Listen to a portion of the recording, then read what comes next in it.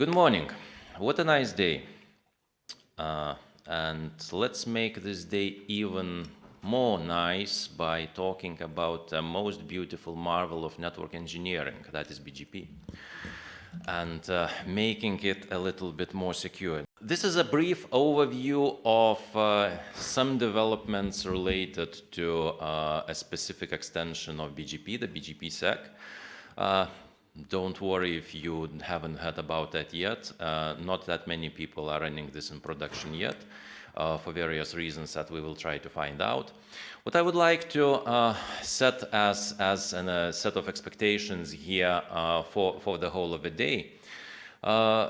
Can we please make this a bi-directional discussion? It's not only me spreading propaganda here from the stage, but it's also you providing feedback, questions, and comments, and all other things. The protocol is very simple. If you want to ask something or comment something, come to the microphone. No need to wait for switch of the slides or end of a presentation. Come to the microphone and just talk. Right? It might be interesting for me to hear your opinion. It might be as well interesting for your colleagues to hear all of that. And again, you might be raising questions which, for example, I haven't even thought about while preparing this content here. And it's intentionally done in the form of questions and answers. It's not me trying to tell one and universal truth about BGPsec. That just does not exist, because much of BGPsec is just in the very early stages of, say, mature engineering and early deployment. The other aspect is what I'm trying to present here is more of an architectural overview. It doesn't necessarily mean that after those 2.5 hours and just before the lunch, you will be able to go away into your production environment and deploy something on your specific platforms. No, that's not even intended. So with this, let's move and see what we are going to talk here about. So overall, the context of what BGPsec is and where does it fit in the whole picture of routing and routing security in particular. What you need to keep in mind is that some of the topics being touched here are highly experimental, and some of them even exist only as concepts at this point of time. And concepts in IETF, which tries to standardize the protocol mechanics and overall architecture, and then in various network operator communities, which are dealing more with the deployment and practical engineering aspects. BGP security and control plane security as such is both broad and moving target at the same time. There are many things happening there in near real time, and what we will be discussing here today in 1 year's time frame, you might look back with a smile saying, okay, if life were that simple.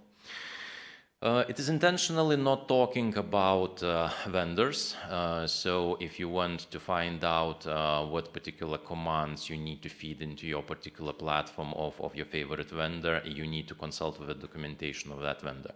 This is here more about overall architectural constructs and how the protocol operates, what else is needed for that to work. Why this topic? BGPsec is not a new concept as such. It has been around for 10 years on, say, in specification on paper, and around 2 decades from the start of the work on various BGP security proposals. Yet, if we look at the practical deployment, we don't have any, or, well, just a few experimental limited domain deployments. Natural question is why? First thing, it's an education aspect. The community needs to understand what that is, how it works, what it can provide to you, at what cost, at what side products, and it also needs to accumulate the operational experience.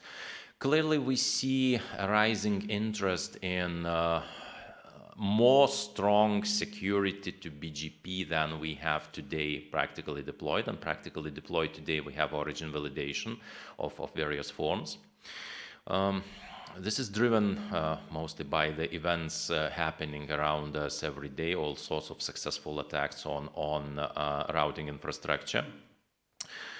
And the goal of this session is to try to show how BGPsec works, not too deep, not to scare you off with the hardcore cryptography, but at the same time to explain what that would mean if you would want to deploy BGPsec in your environment and what it would take to have the grand vision of the things of a global universal BGPsec deployment end-to-end worldwide. So, BGP is really a secure protocol. From the very beginning, it has been designed with lots of thought about the security, and here you see a full list of security features which are built into BGP. And that list is expanding. Sadly, that's the reality. Security is an afterthought in BGP. It has certain historical reasons for that. 30 years ago, when the protocol was just in its origins, the network environment was nice and friendly. You didn't need that, need to be concerned about that.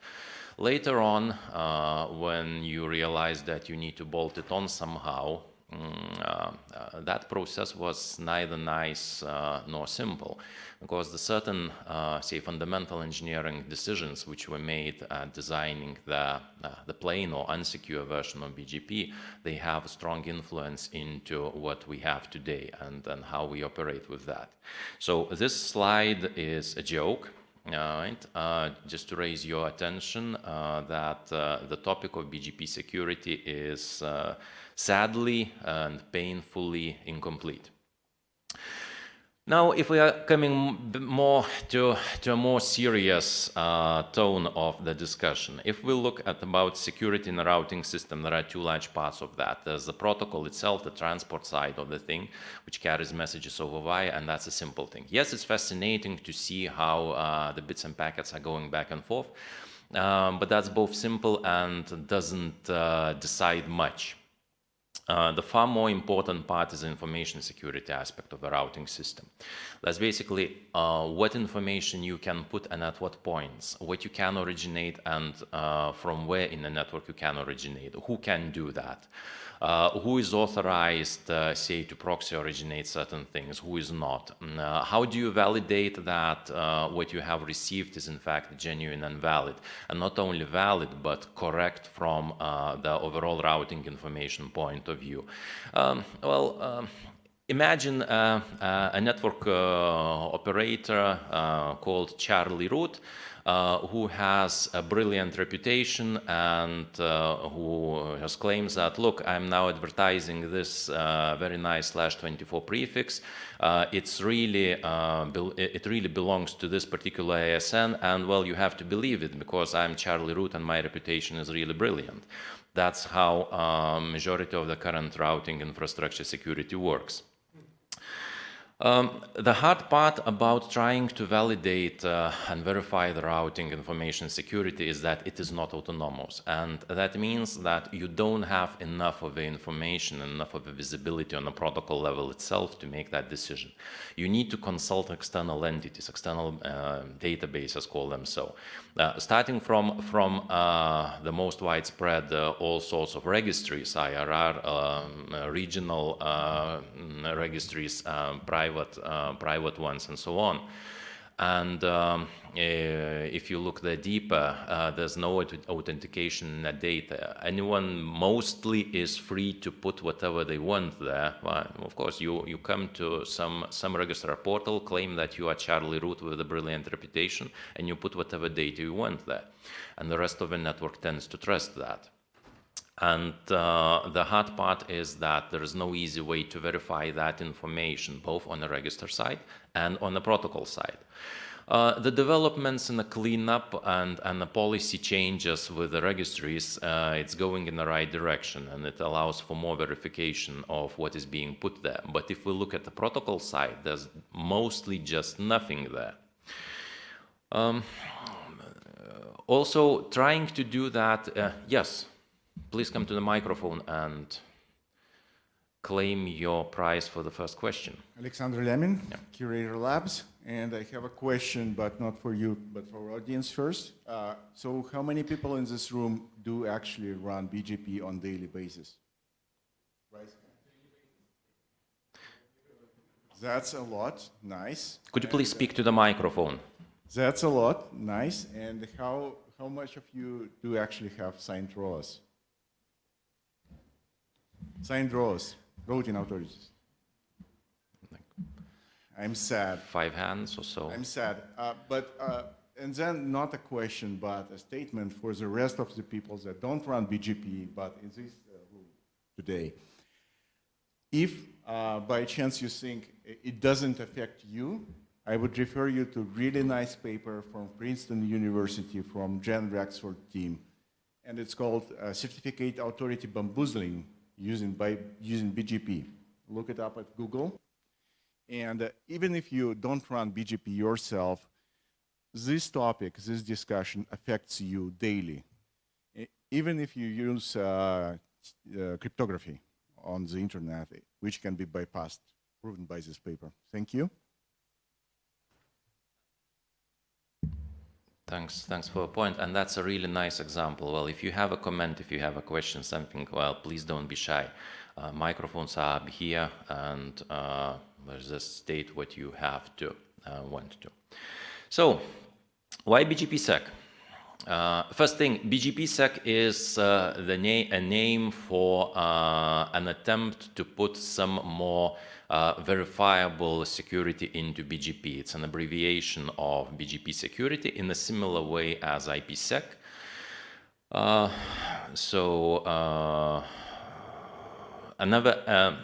It's not a new BGP. I have heard a few times a question from other audiences, why wasn't that called BGP version 5? Just because it's not a large change to the overall BGP operation. That's just an extension, right? So mostly driven by the same requirements that you cannot radically change the protocol that has a huge install base, and you need to align to the fundamental engineering principles laid 30 years ago to the design of that protocol. If you look at what wrong can go with the informational security sides on a global routing, you might have unintentional events where you do an operational mistake. Your filter is not applied, not working as intended, something else. So basically, you start advertising what you are not supposed to advertise, or well, you leak something which you are not supposed to. It's either in your side of topology or somewhere else. There might be interesting consequences if you are running tunneled environments and things like that.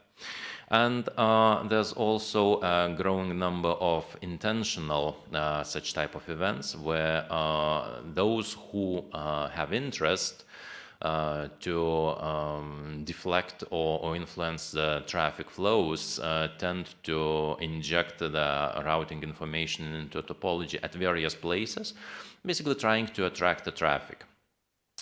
Majority of these attacks, they in one or the other way migrate into the man-in-the-middle type of forms on a data plane, where you need to attract traffic to yourself, do something, and then let that traffic float away. If we are talking about the security aspects, there are two different, say, orthogonal domains. That's trust and verification. You might trust something but don't have a means to verify that that information is really what you are trusting. You might not trust something as such, but you might have means to verify that indeed the party which claims that they did something is that party in question and not some other impersonator. The widely used mechanism in BGP information security is origin validation. Yes, it solves many of the practical problems, many of the painful practical problems. But in essence, what it does is basically to bind the AS to a prefix. If I have an ROA that kind of certifies that this particular AS is allowed to advertise this particular prefix, but it doesn't say anything about a topological place in the network where that prefix can be advertised. If you can impersonate the AS, which is authorized to advertise the prefix, you can happily do that in some other place in a network which doesn't correspond to the actual topology. And origin validation as such, it doesn't directly deal with the hijack type of attacks directly. Well, there are clever ways where you can kind of help yourself a little bit with that. But overall, this is much more of a mechanism to prevent the intentional or unintentional mistakes of leaking types. The actual path is left for best effort trust. If you receive an update which claims that it has been originated from AS and has passed through a sequence of some other ASs, you don't have other means than only to trust that this update indeed has passed through that path. What BGPsec does, it tries to address this last part. BGPsec puts in a cryptographically based validation mechanism which allows you, by the receipt of the path of the update, to get an answer. Is that path actually correct, or is that incorrect for some reason? It's not necessary that you will know the exact reason why it is incorrect. The answer is binary. It's either valid or invalid. And one other aspect when we are talking about the path validation. In the literature and overall, if you go deeper into this subject area, you will find two terms, validation and plausibility. They do the same thing, but in different spaces in time. Validation is a post-fact answer to what you have received, whether that is correct or not. Plausibility is a pre-time verification of, can you actually construct such a path which is valid according to the rules that we have and routing security information constraints that we have. So, going closer to the actual protocol and BGP on a wire, I would tend to draw three separate layers of BGP. The protocol and protocol mechanics itself, basically exchanges of the messages, bits on a wire, back and forth, what we can easily see with your favorite wire sniffing tool. Really fascinating thing, but again, that doesn't decide much. Then you have the infrastructure which is required for distributing the routing security information into your routers. With any practical crypto-based security system, we are talking about well, rather complex and elaborate mathematical operations for verifying what is there, right? And that has its cost. You certainly do not want to replicate that to each and every of your routers, just to do that validation fully autonomously. You want to have dedicated nodes which do that, and then cache and distribute the already pre-processed information in a format which is easier for router to process. Your router should be concerned with keeping up with the topology and a data plane, and not necessarily validating the chain of certificate trusts. And then you have the actual information elements, again, built as a hierarchy with strong cryptographically verifiable trust of chain, that this particular element has dependency on that and has its own dependence, and therefore you cannot just inject something or remove something without traces from an information level. Then you use that information to validate the routing decisions. So, before we go deep into the details of the protocol itself, we need to discuss a little bit about the supporting infrastructure, RPKI. Contrary to a popular belief, that doesn't stand for the routing PKI. That's a resource PKI. It's a rather widespread misconception. Overall, this defines a form of a distributed database that keeps objects. Objects within themselves, they carry information about entities related to routing. There's numbers, prefixes, sets, keys, some other specific elements related to the maintenance and so on. It has a hierarchy. the above standing element verifies and signs the below standing element. And there's also a chain of trust that you can go backwards from the actual leaf up to the root. And this way you can verify that the information which is contained within this hierarchy is actually valid and hasn't been tampered with. It has nothing to do with routing as such directly. This is just an informational store. A rather widespread question is, so we have now RPKI deployed and that works. Why do we need BGPsec at all? Well, those are two completely orthogonal things. RPKI is the source of information, or basically the home for the information, a database as such. BGPsec is an application which uses that, one of the applications which can use that. You cannot have exactly same as origin validation uses the same RPKI infrastructure and databases. You cannot have meaningful BGPsec or you cannot have meaningful origin validation without RPKI. And those applications, origin validation, ASPA, BGPsec, some other things which are in early stages of discussion, they are kind of profiles or applications which use the RPKI infrastructure. How to use that? It's something that you, from a router perspective, don't need to be too concerned about. What you are concerned is the middleman between you, the router, and the RPKI infrastructure, which does all the heavy verification and crypto lifting thing. That entity is called validator. Then validator also provides a certain level of caching that you don't need to redo that for each and every node that you have in your network and wants to get that validation. And this hierarchy allows for a scalable and maintainable routing security information distribution system.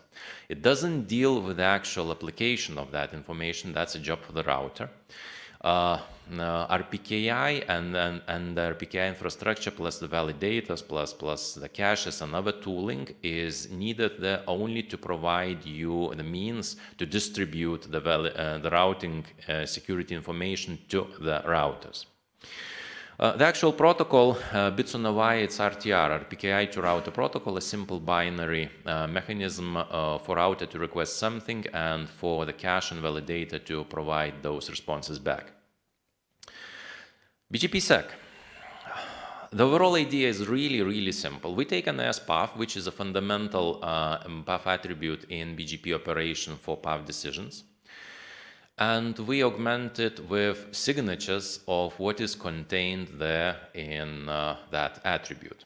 So in short, each ASPath hop now carries not only the ASPath value, but also the signature associated to that particular AS number. This is a public key infrastructure crypto system. That means that we have two keys, the private and the public. And we also need somehow to have infrastructure which allows to find out one based on the other. So from a private key perspective, signing is really easy. You just have that key. How you get it to the router? Well, it's equivalent problem of how do you get your SSH host key into the router. It's solvable. Not necessarily trivial, but solvable. And you sign what you need to sign there. Now, for the rest of the world, if they want to verify that this is in fact correct, they somehow need to get your private key. And that's far more interesting task to solve. And that's where the RPKI infrastructure comes. And for BGPsec, you store your private, your public router keys. Don't do that. Don't store private router keys in RPKI. You store public keys there, and those who receive an update, they have a means to query, get the public key, and verify whether that signature is correct. BGPsec has meaningful external peerings. For a very simple reason, ASPAF itself is modified only on the external boundaries. So on a regular external BGP sessions and also for confederations. Yes, BGPsec is also defined for confederations. Within your confederation domain, the rules are exactly the same as with the regular confederation. Same signature, same signing procedures apply. When you exit your confederation boundary, all your internal members are removed, and instead the confederation identifier plus its associated signature is put outside. Now, in order for this mechanism to work and not be able to be abused easily, you also sign the forward hop to whom you are advertising this ASPAF. So it's not only the received path itself or originated, if you are an originator, but you also put into the signature to whom you are advertising this path. Therefore, if you have a form of spoofing or some other attack which pretends to be advertised from some other entity than in reality, the signature will easily tell you that in fact this was not the intended recipient of this update.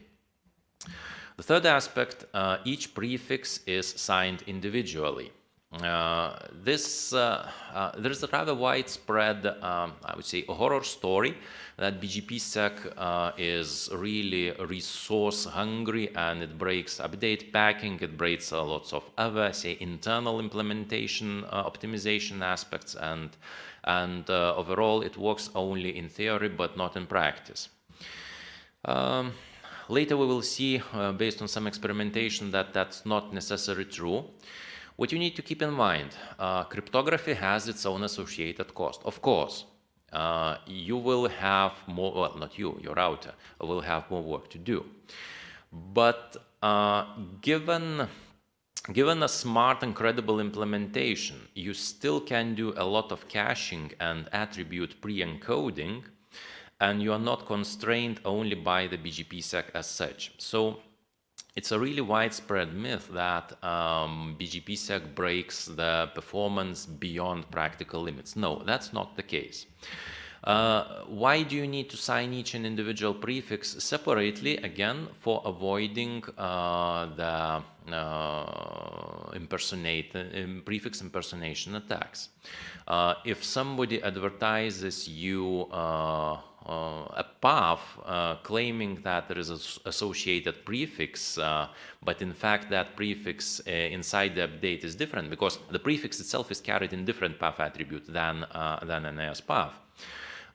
It basically voids the whole point of trying to sign the path. Now, if you calculate part of the signature, if in calculating the signature you include the prefix, this way you cannot forge another path attribute which carries prefix information.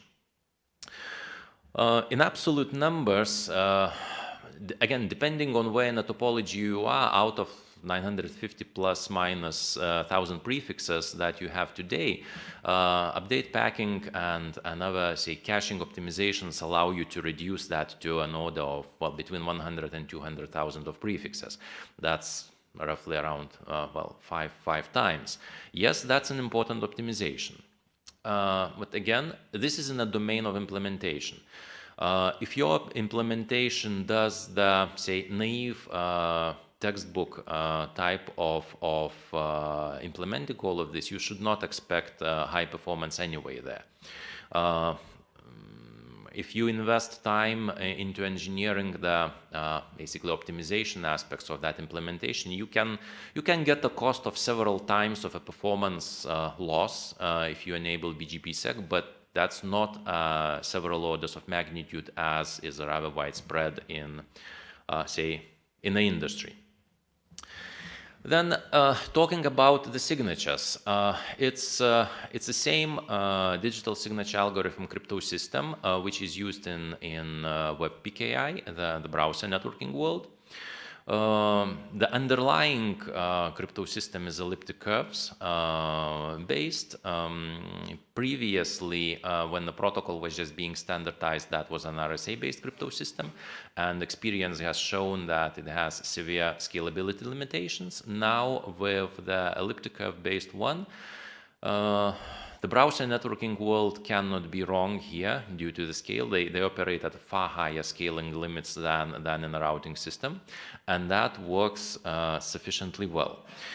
As any public asymmetric key crypto system, it has its own complexity in key management. You need to have to deal with different keys, with different visibility scope of those keys, distribution of those keys. And yes, that's a complex area. You need to be aware of that. This is not just something that you can bolt on top of your existing implementation really trivially. And another widespread misconception is that BGPsec does encryption of what is carried in BGP. No, it doesn't. Not at all. First thing, nothing is encrypted in BGP. If you want that, you need to use encrypted tunneling or some other transport protocol other than the currently specified TCP. The other thing, the information which is exchanged in BGP is public anyway, or at least you can recover that from publicly available sources. There's no point in trying to encrypt something there. And therefore, BGPsec doesn't do that. It signs, it doesn't encrypt. While the underlying mathematical properties are similar or comparable, the actual data on the wire stays plain text visible, same as with regular BGP. The only thing that is different is that you have additional elements which carry the signatures. Going deeper into the well, fascinating details of BGP, yes. Not really a question yet, but not a question to you again, but to the room. So how many of you observed actually a route leak in the wild? Who thinks that BGP hijacks are more frequent than route leaks? Nobody. The problem with route leaks actually, and why people think that route leaks are rare animal, is that it's really hard to detect. And most dangerous conditions are really hard to detect, like cancer or hypertension. And we all might think that it doesn't affect us because we don't see it.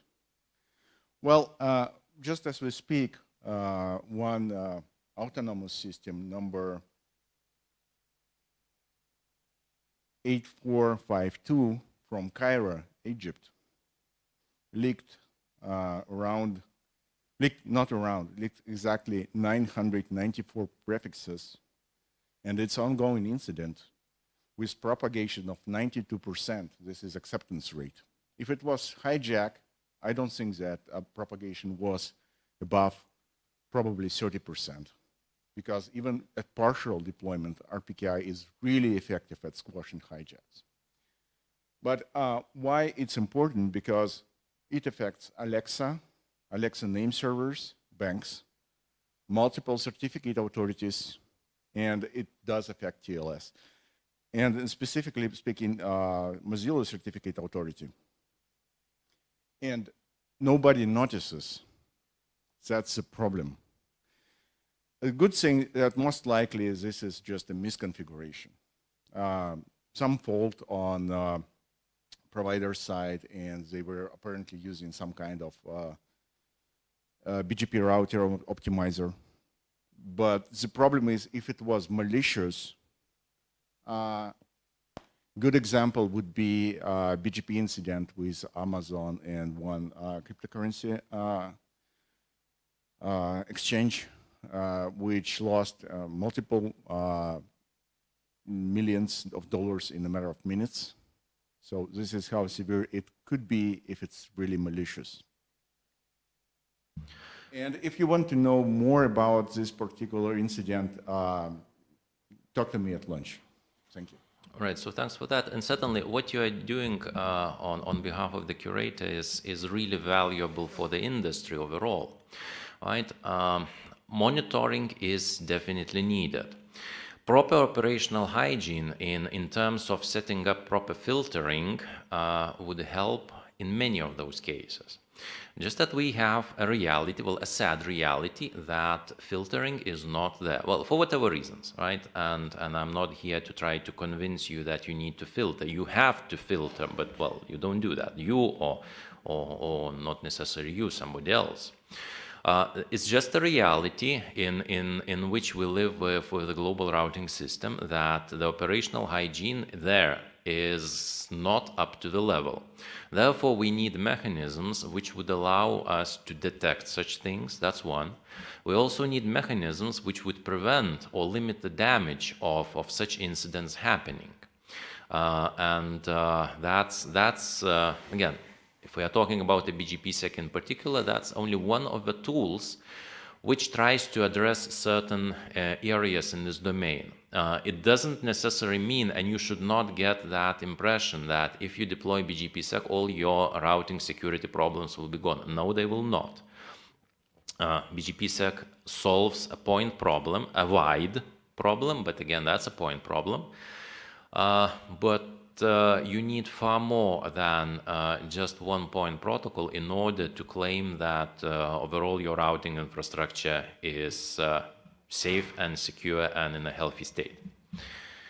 So thanks for kind of sidetracking that. This is important. And again, I would once again reiterate, please, if you have something to say, come to the microphone and just, well, flood that. I really want to go into my favorite protocol mechanics, but I'm not allowed to.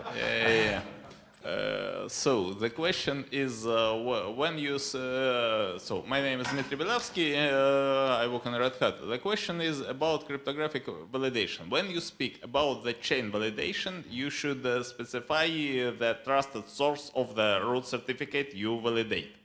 How does BGP and or RPKI solve this problem? We will come to that in details. A very short answer is that you have a hierarchy of signatures. Yes. The subsequent signatures sign previous signatures. Yes.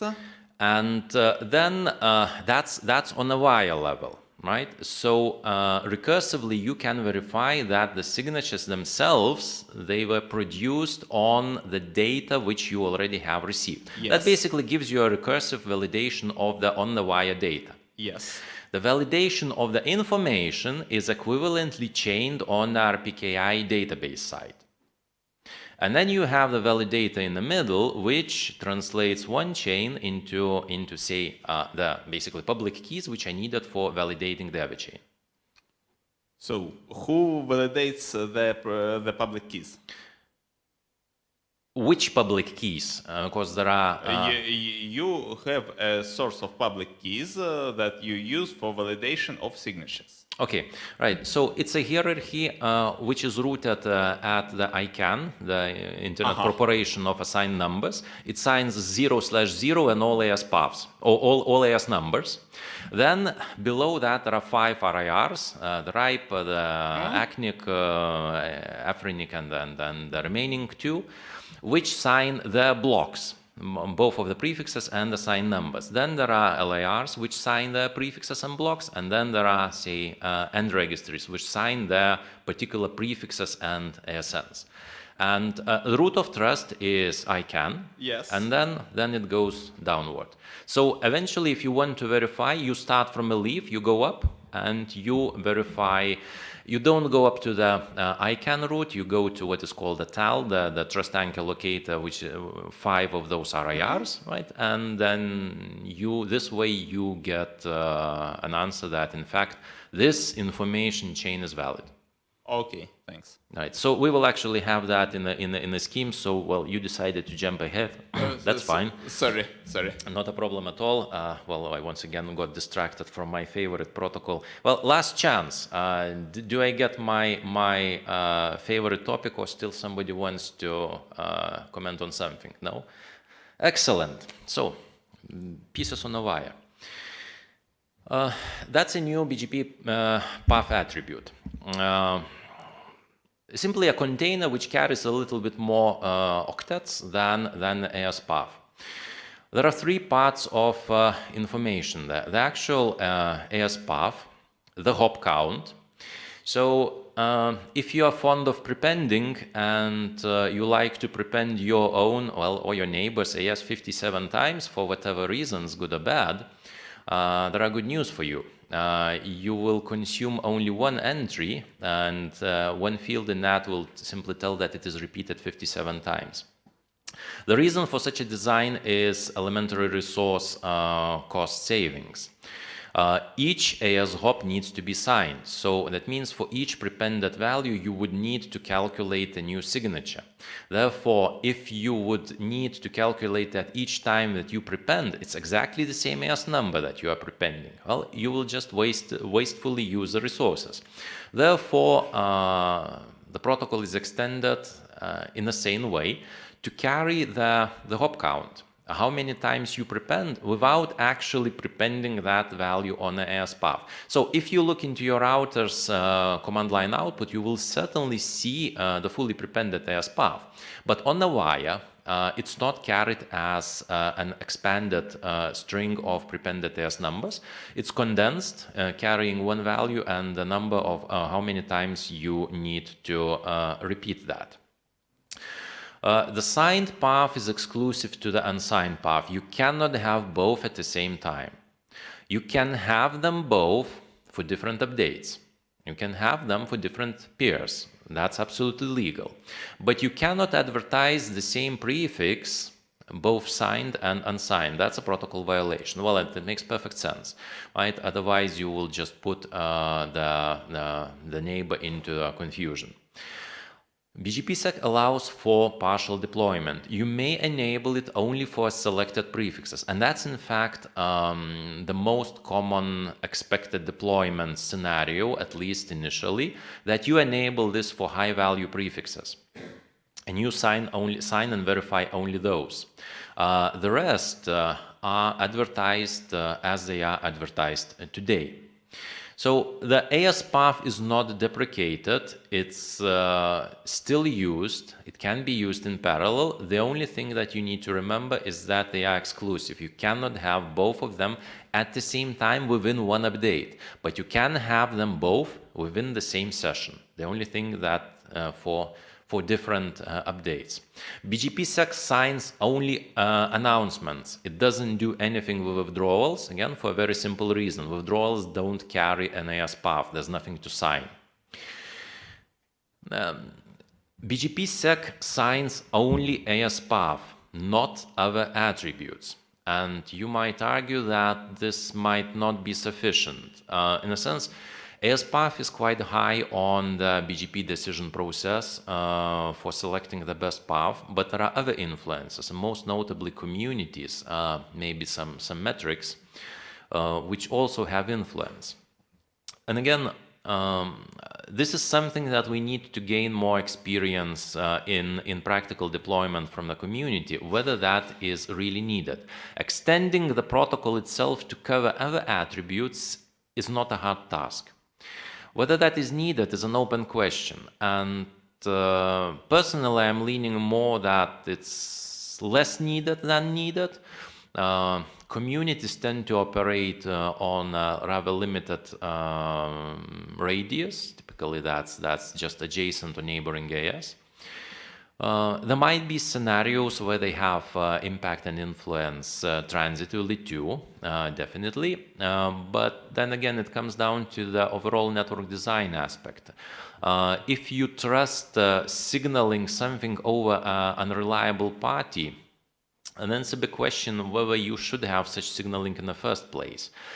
Maybe you should eradicate that unreliable party and have a direct peering relationship, right? So this is far more of a network design question than a protocol engineering question. So in summary, BGPsec today deals only with the AS path signatures. The mechanism itself is based on capabilities. right? So in order for use this, both pairs need to support that on both sides. It's asymmetric. You may use that in a send direction or in a receive direction. It's also address family aware. You might use that, well, today it's defined for IPv4 unicast, IPv6 unicast, but it's trivially extendable to others. So you might select for which ones you want to use it. And the asymmetry is handy, again, in certain partial deployment scenarios. You may have a setup where you sign but don't verify. You rely on your upstream, in this case, to validate and advertise prefixes which are not already covered by BGPsec, but you trust that because you have a trusted relationship with your upstream. Why would you want to do that? Signing is, first thing, mathematically is simpler and less expensive operation than validation, and you cannot do anything about that. That's how the underlying crypto system works. The second thing is you sign only what you advertise, what you add to the AS path. You need to verify everything sequentially. And the longer the AS path is, the more resources you need to spend on verifying. So basically, that's a linear dependency. Now, if you are a leaf node in a global routing system, the AS paths that you will receive typically will be the longer, the further away from the core you are, right? And therefore, if we can draw a parallel that the smaller you are and the less resourceful router you have, the more work you will have to do because you will have to validate the paths which will be longer. Therefore, you may have a setup where you only sign on your side, but your upstream verifies everything and just, well, advertises to you the prefixes which are inherently, well, call it clean. BGPsec is natively AS4 only. Let's be realistic, 2-byte ASs still exist, but implementations which don't support 4-byte ASs, well, maybe you should not be looking into such implementations at this time. They have served well, but they need to retire. And BGPsec mandates that underlying infrastructure supports for octet ASs. It also, initially, it had a requirement for extended messages for BGP. BGP has a limitation of 4 kilobytes per message if your attributes together with prefixes don't fit into 4 kilobytes, you don't have a way to send such an update. Well, you simply have to ignore that.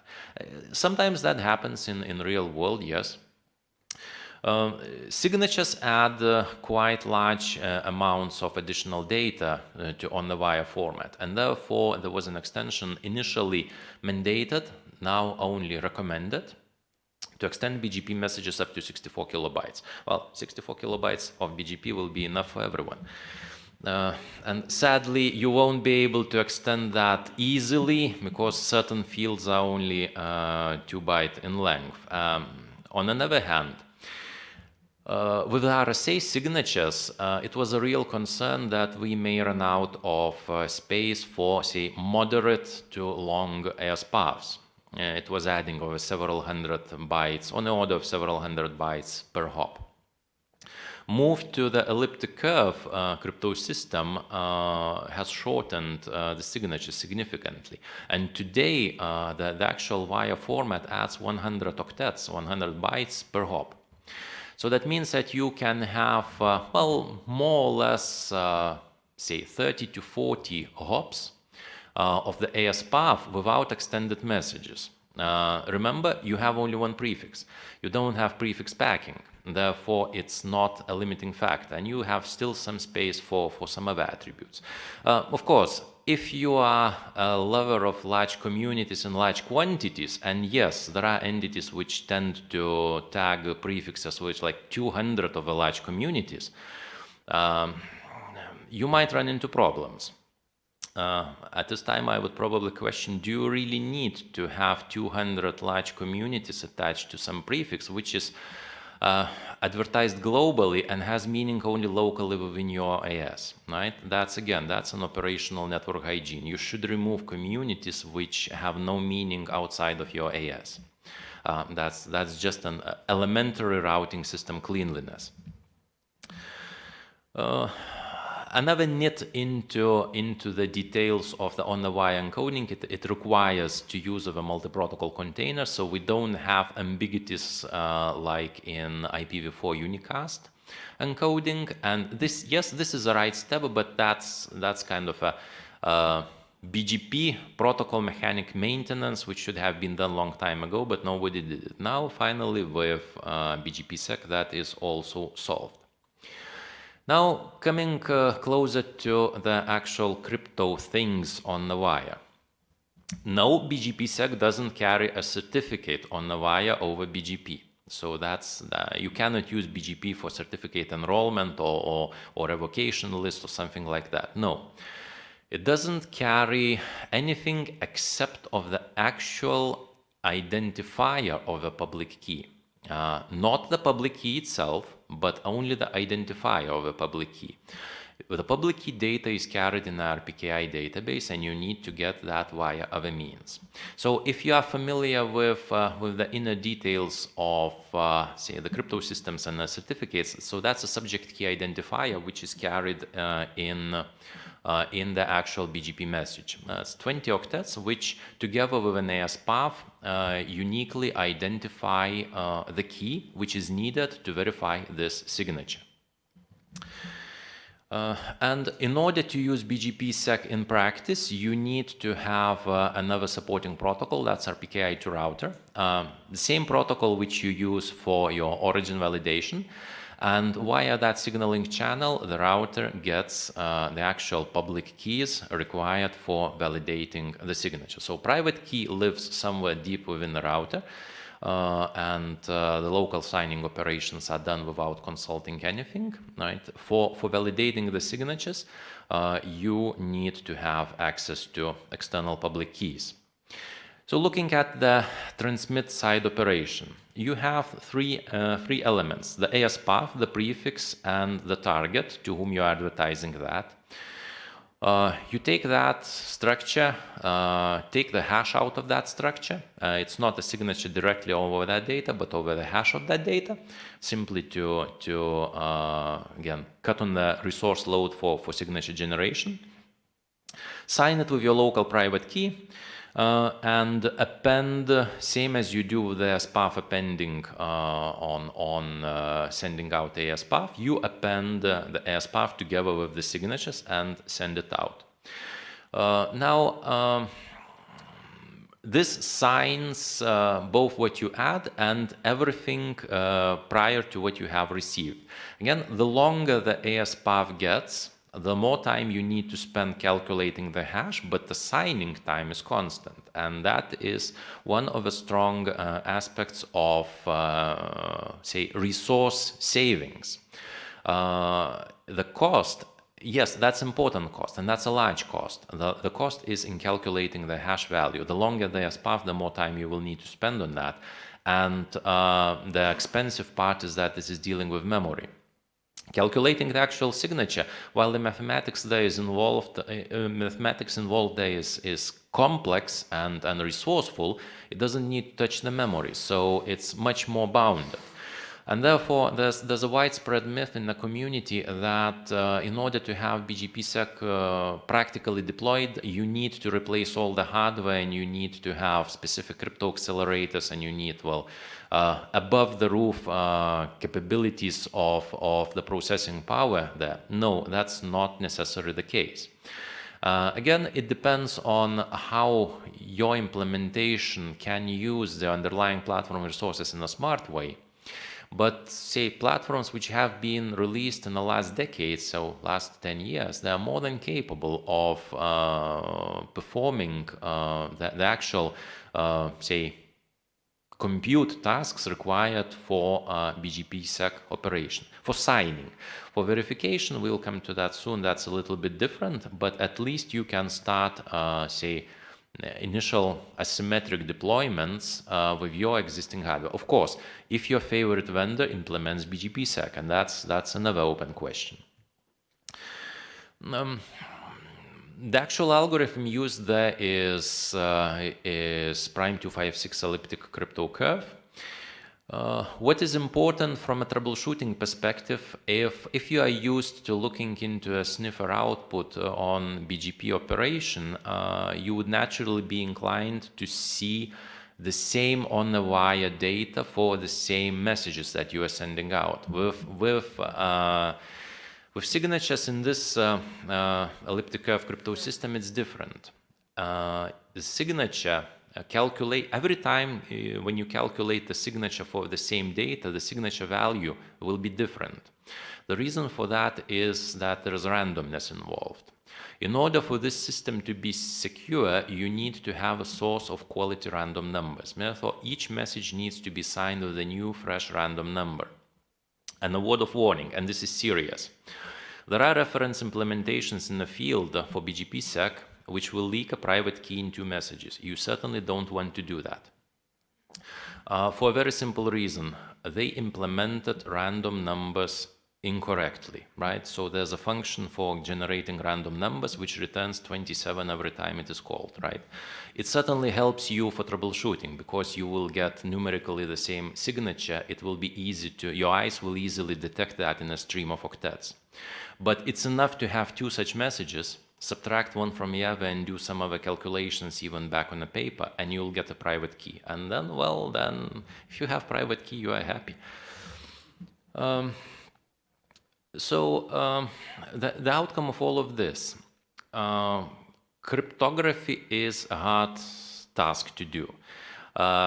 Don't do this yourself. Rely on quality libraries which are available. Well, if you are implementing this yourself, ask yourself many times, do you really want to do that?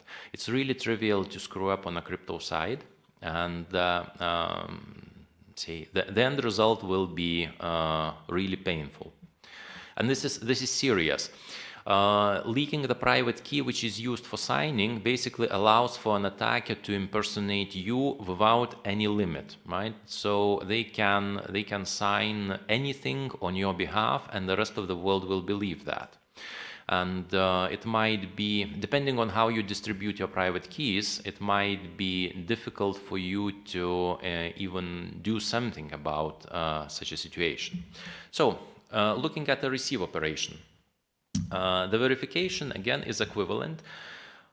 You verify the received AS path, and you do that recursively for each hop, starting from the longest path, then one hop, remove one hop, verify again, remove one hop, verify again, up to the origin. And you get the chain of answers, and the AS path is considered to be valid only if all of the verified signatures are valid. That means the longer the AS path, the more resources you need to put into that. So you need more signaling to get the public keys. The elliptic curve crypto system verification operation is more expensive computationally, several times, not an order of magnitude, but that's significant. There are options of doing batching, like a batch verification, where you can verify multiple signatures at the same time and you get the result that all of them are valid, or some are invalid, but I cannot tell you which. Therefore, you need basically do an exception and revalidate them individually. The outcome of verification is either it's valid or not valid. Contrary to what you have with the origin validation, where you have valid, invalid, unknown, doesn't exist. There's no option for doesn't exist. It's either valid or invalid. And if something is not right, most probably you will not even know the reason why it is invalid, just the outcome. How to use this? Exactly same way as you use that for origin validation. You feed this result into your routing policy. It doesn't mean that if a signature is invalid, your router will drop that without consideration. No, it cannot do such a thing. You will get an outcome of the verification procedure which can be interpreted by your routing policy.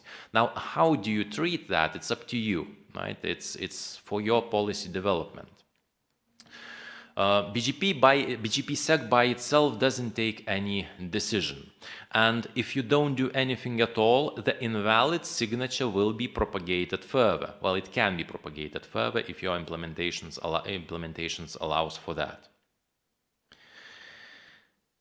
The important aspect to talk about is design. How do you design around the BGPsec, and how do you design which uses BGPsec in some meaningful and practical way?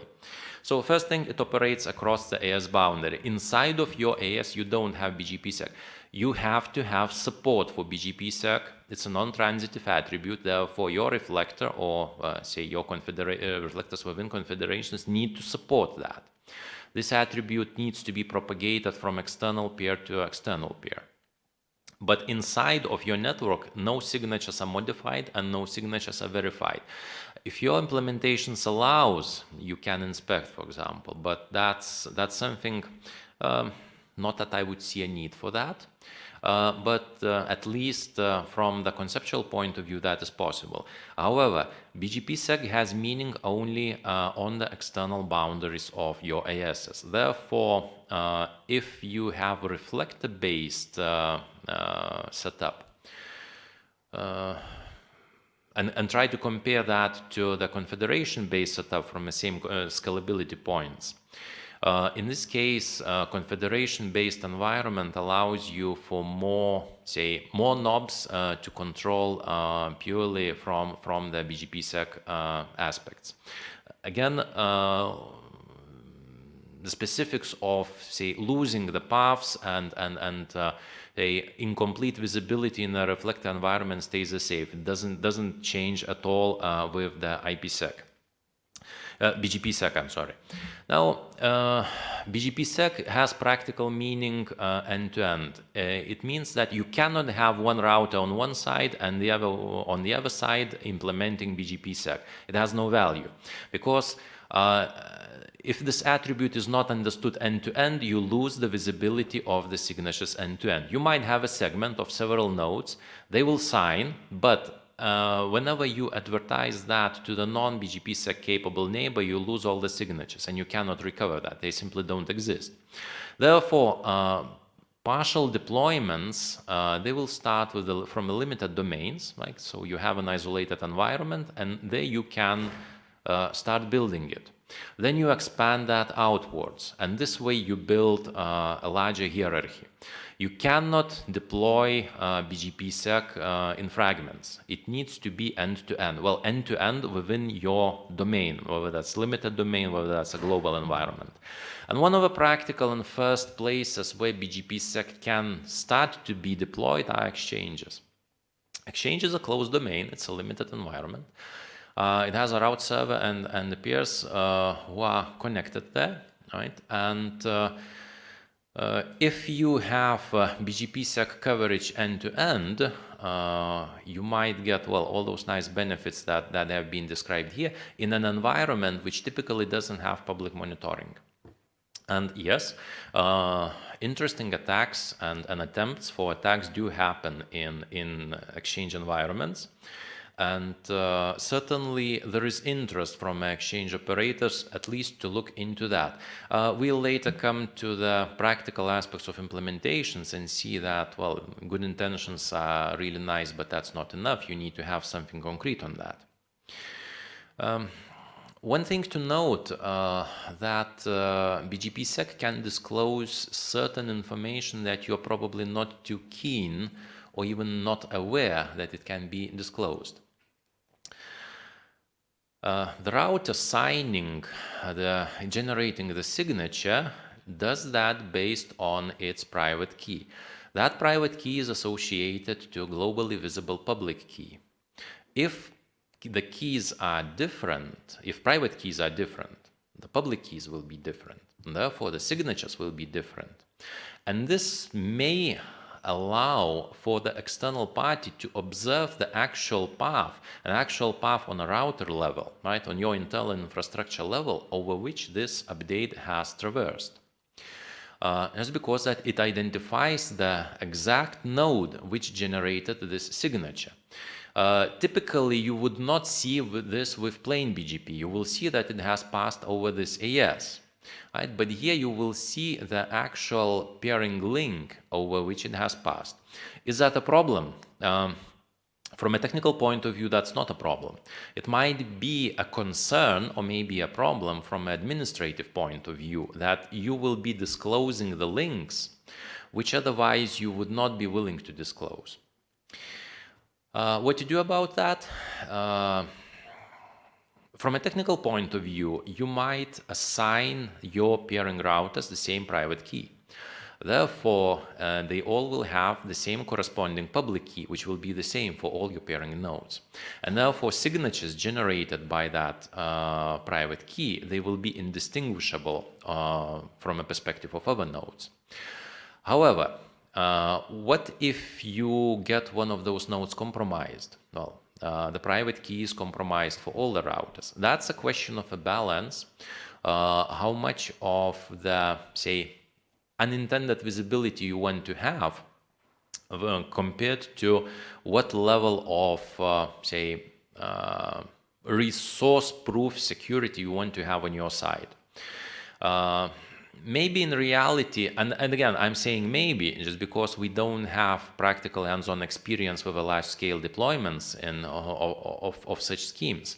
Maybe the reality will be a balance somewhere in between those two extremes, that you will have dedicated private keys for, say, important nodes, which you don't care about disclosing, and you might have dedicated set of private keys which are shared by the other set of edge nodes, which you are not willing to disclose the exact topological location. Again, that's a network design aspect.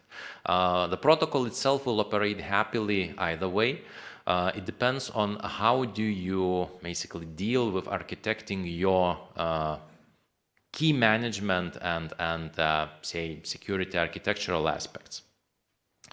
You also need to be aware of the cost of all of this to operate from a resource perspective on the actual router. Yes, cryptography is not free. That requires quite a lot. And if your platform is not necessarily capable of that, you certainly need to evaluate the resources available. You need to remember from a practical point of view, the router just doesn't do BGPsec only. It does many other things, right? And those resources are shared. Now, as we are speaking in exchange-heavy environment, so to say, one of the sponsors here for this event is an exchange operator. Therefore, I have something to kind of tease them or bribe them into deploying BGPsec sooner. BGPsec in the context of an exchange. One of the problematic aspects there is that exchanges typically are not covered by the public monitoring tools. By the way, colleagues from a curator, do you have any insight into the exchanges as such? Do you monitor, if that's a private information, maybe that's not for public disclosure, but do you also monitor the actual exchange operators?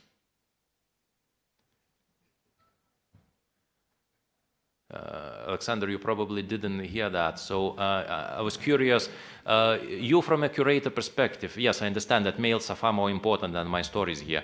Yes. So from a curator monitoring perspective, do you also monitor exchanges themselves? Because one of the say problematic aspect in an exchange is that its say BGP control plane is not necessarily covered by the public monitoring services, right? And you see a lot of interesting activities there, and that is one of the reasons why BGPsec might be of interest. Yeah, of course, IXPs are most important points because of concentration of connectivity. Mm-hmm. But the problem is that we could not make an observation without directly sourcing the data from the point of observation. And for example, if you happen to be our paying customer, we will insist that you establish a BGP session with us to feed your BGP data. Otherwise, we just could not guarantee that our data is precise enough for a commercial customer. For the rest of the people, we can just provide a normal real-time data feed. But sadly enough, your answer is no. Our IXP visibility is suboptimal, to say least. It's because we don't have enough BGP sessions with IXPs at the moment. Thank you. Okay. All right. And if anyone by the chance from a local exchange operator, well, NixCZ, NixSK would have anything to comment on this, is BGPsec of something of the high importance immediately for them? Overall, how do the monitoring things look like there? And if you, of course, are willing to talk about such things in publicly, do you see problems in these environments?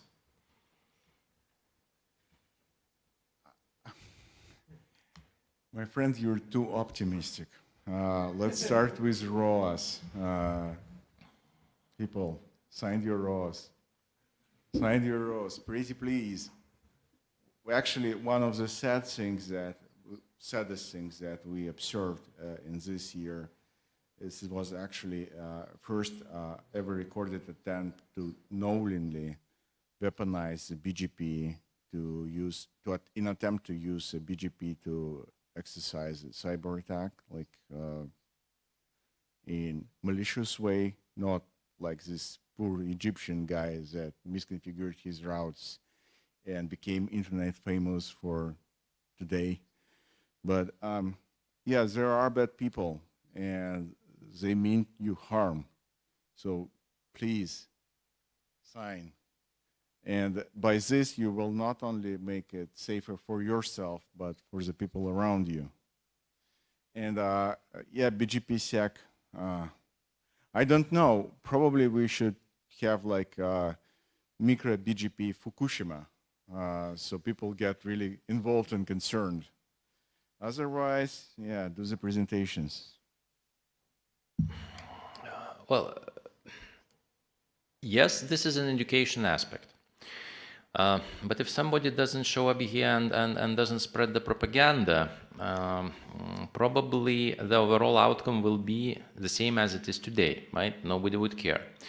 How many would care afterwards, this portion of propaganda? Well, maybe a few would at least think about this. And I think that's as good outcome as it can be. Certainly we have lots of problems in this space. They won't get solved overnight, and they won't get solved by BGPsec as such. But the biggest problem is that the community as such doesn't have enough of awareness about these aspects. So yes, and we still happily trust Charlie Root, who claims that I indeed am Charlie Root and my prefix is this /24. And yes, I swear that I originate this from this AS. And well, you have to trust because my reputation is really clean. That's just a sad reality. So in exchanges, the good thing about a partial deployment and an initial experience with this is that exchange is a rather limited domain with a small radius. So at most you have 2 hops there, the route server and the peer on the other side. The route server, in majority of the cases, well, in all practical cases, that's an open source component which can be extended to support BGPsec more or less, well, or less or more. Again, that's not so trivial. The bigger problem is that majority of the client devices, they are from commercial vendors, and commercial vendors today, sadly, they don't have credible BGPsec support. So one of the other things that you can do as a service to the community, vote with your wallet and talk to your favorite vendors, saying you either implement BGPsec or well, this might sound on a kind of a joking side, but today, if you look at the origin validation, or if you don't do origin validation, community kind of starts to frown upon you. Getting into the similar situation where we would get that with BGPsec would be absolutely ideal. Of course, that is not going to happen anytime soon. But a certain level of awareness and indication of an interest from you to your vendor community is certainly needed. Now, the other benefit of trying to do that on AES is the certain limitation of the state that is exchanged there. Number of prefixes is not that large there. So again, that comes down to the question of the resources where you can start experimenting with. And if we look at the overall global tendencies, it's kind of becoming not evident but visible that maybe BGPsec initial deployments will happen, one, in exchanges, second, over high-value private peerings among, say, agreeing parties. Looking a little bit into the vendor ecosystem. Today, yes, we do have BGPsec implementations of various qualities, or if we could measure them, how quickly they leak the private key in how many messages. This will eventually get streamlined and fixed. It's a question of probably a few years. However, for any practical use, we also need support of commercial vendors. And both the traditional vendors in terms of vendor C, J, N, and A, also in a new wave of software-only component vendors, which also use BGP for various reasons, mostly for all sorts of signaling. And in order to have this ecosystem practically usable, you need to have both, and you also need to have interoperabilities, testing type of activities, and that will take several years at least to streamline all sorts of problems to get BGPsec into the usable shape. If we are talking about the plans and when this bright future will come down to, I don't expect that this will happen anytime soon. Within this decade, probably closer to the end of this decade, we will see a rather widespread limited deployment of BGPsec. Definitely not global end-to-end, and well, realistically that will not happen. First thing, there is no obvious need to have full coverage of global end-to-end BGPsec. It's much more needed in limited domains or for certain, say, end-to-end but high-value prefixes, or not necessarily fully end-to-end, but end-to-end within a domain, within a limited domain. It also depends on the developments of other security mechanisms, and BGPsec is not the only one. There are multitude of other attempts, starting from that same ASPA, ASPAV authorization, attempts which try to put equivalent of ASPA into more of the, say, ASPAV graph plausibility type of things, so BGP, which has kind of slowed down a little bit, but it still exists there somewhere in the background. We have attempts from various academia forums to reinvent BGP in other forms, with or without a new data plane, to a varying degree of success. If success can be measured by the number of published academic papers and citation indexes versus comparing to the number of deployments. And again, so up to maybe 24-25 time frame, we will see certain protocol changes which are needed. Education in the community, initial ramp up of implementations, and practical deployments, they will start, say, 25 plus time frame. And maybe by the end of this decade, we will see BGPsec more alive than experimental at this time. And now, kind of logically coming to the second part of this presentation, BGPsec has certain negative feelings or perceptions in the community. And that is, to an extent, again, it adds up to the limitations of where the community is looking and what they are interested in, and how seriously they are trying to take that. Many of these aspects, they have deep historical roots. Say a decade ago, when BGPsec was just starting its path, and today those claims are outright wrong, but they have really good ties and inroads into the community. So let's try to look at that and see what we have today. So many think that BGP just doesn't exist. If it exists, well, it exists only in some academic papers. If not, then in some implementations which are of no credibility. And even if that would be implemented in a credible way, that would just not work because it's too expensive computationally, it's not scalable, it doesn't provide for enough of the practical security. We already have origin validation, and that solves all our practical problems in BGP security that we have. It requires the public-private key management and all the associated machinery related to that. It leaks things which BGP otherwise would not disclose. And you know, BGP is secure anyway, right? So we solved this problem many decades ago. Why we are still talking about that? And that's in fact, well, that's what the community talks and thinks about, right? If this is a list of say misconceptions that I have accumulated from some other network operator groups and events, and some people seriously claim that, you know, that's a reality. So why are we talking about a BGPsec? So what was done over, and this is what I have played with, say back at my previous life now. For the duration of the last couple of years is a little bit of experimentation. What would happen to the global routing system if we just drop the BGPsec on top of it, right? So we take the realistical scale and state distribution data from a public sources, so basically from a public collectors.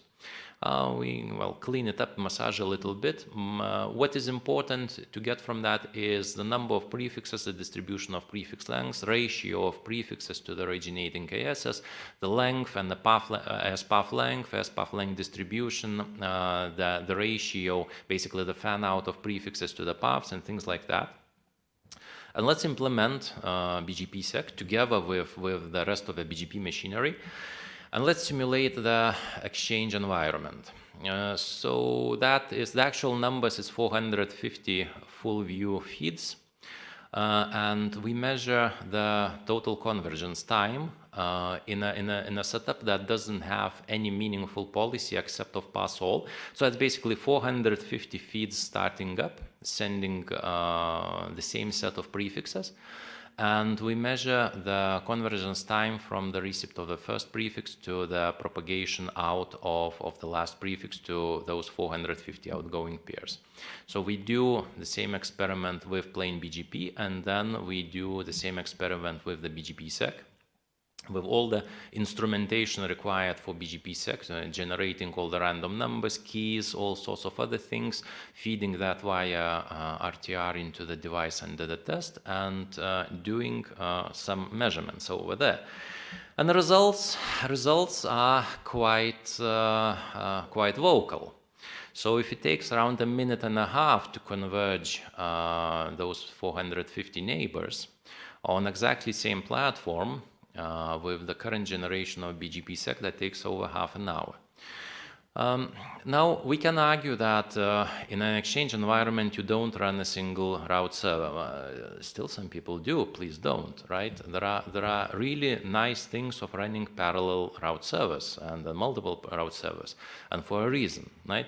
So you can still argue that while one is being either put down into maintenance or has some major topology changes, you still have others available. But still, a half an hour for topology convergence is too extreme. Let's take a look into why is that and where that cost is coming from and how much is BGPsec is at fault here. So if you look at a contemporary compute platform, and by contemporary compute platform I mean something which has been released within the last decade, so say starting from 2010 onwards, it has more than enough of the raw compute capacity as such. So basically, from a computational power perspective, it's a capable platform. The limiting factor is memory bandwidth. The moment when you need to access something from a memory, you lose. And you lose in hundreds of cycles just wasted waiting for the data that you get from. The reason that you don't feel it so elaboratively is for the out-of-order execution. The compute platform runs multiple tens, sometimes in a high order tens of instructions open at the same time. And the ones which are waiting for memory, they are simply postponed, while the others which don't have a chain dependencies are being processed. Now, if we look into the developments overall into compute platforms, the overall trend is that they are getting wider. The scalar performance increases several percent generation to generation, while the vectorization part, basically the vectoring approach, it increases in multiples from, say, technology generation, architecture generation changes. And it's not evident that this rate will change anytime soon. We certainly have hit memory bandwidth limitations, and we also have hit the scalar code performance limitations. However, the vector processing is promising if we can use the resources that are being provided by that in a meaningful way. Another aspect is that if you can avoid doing something, please do, and that's caching. If you can run multiple tasks sequentially, one after the other, without, say, disrupting yourself for some other work, please do. That's batching. And that's mostly software engineering aspects. But if you want to extract the performance from a current compute platforms, you need to do these approaches. Otherwise, well, you are still limited by I would call artificial limitations of the compute and memory interworking in practical systems. So how does that affect the BGPsec? So now again, coming back to the same story that we were looking previously at the BGPsec operation on a protocol level. From a receive side, you receive the secure-IS path. You need to take the hash out of it. You need to run the elliptic curve verification on that, and then if that matches, then you continue with your regular BGP processing. The current specification of BGPsec uses, and I see the master cryptographer coming to the microphone. Please finalize, and I will ask. Okay, all right. The slide, and I will ask a bit later. So first, before you validate the signature, you need to have the hash of the data that you will be verifying. Calculating the hash computationally is not an expensive function, but from a memory perspective, it is very expensive. You basically need to fetch each and every byte, well, in increments of 4 bytes because for SHA-2, which we are using here. Do rather simple arithmetical or logical operations on top of that and get the result. Then you feed that into specifically prime 256 curve for verification. That's computationally intensive and deals with the arithmetics on long 256-bit numbers. But it doesn't touch memory at all, and therefore it can easily be implemented only on a register level. And from a performance perspective, well, doing 1 million signature verifications per second doesn't require much effort. That mostly just happens. However, doing 1 million hash calculations on a meaningful data per second is really, really challenging.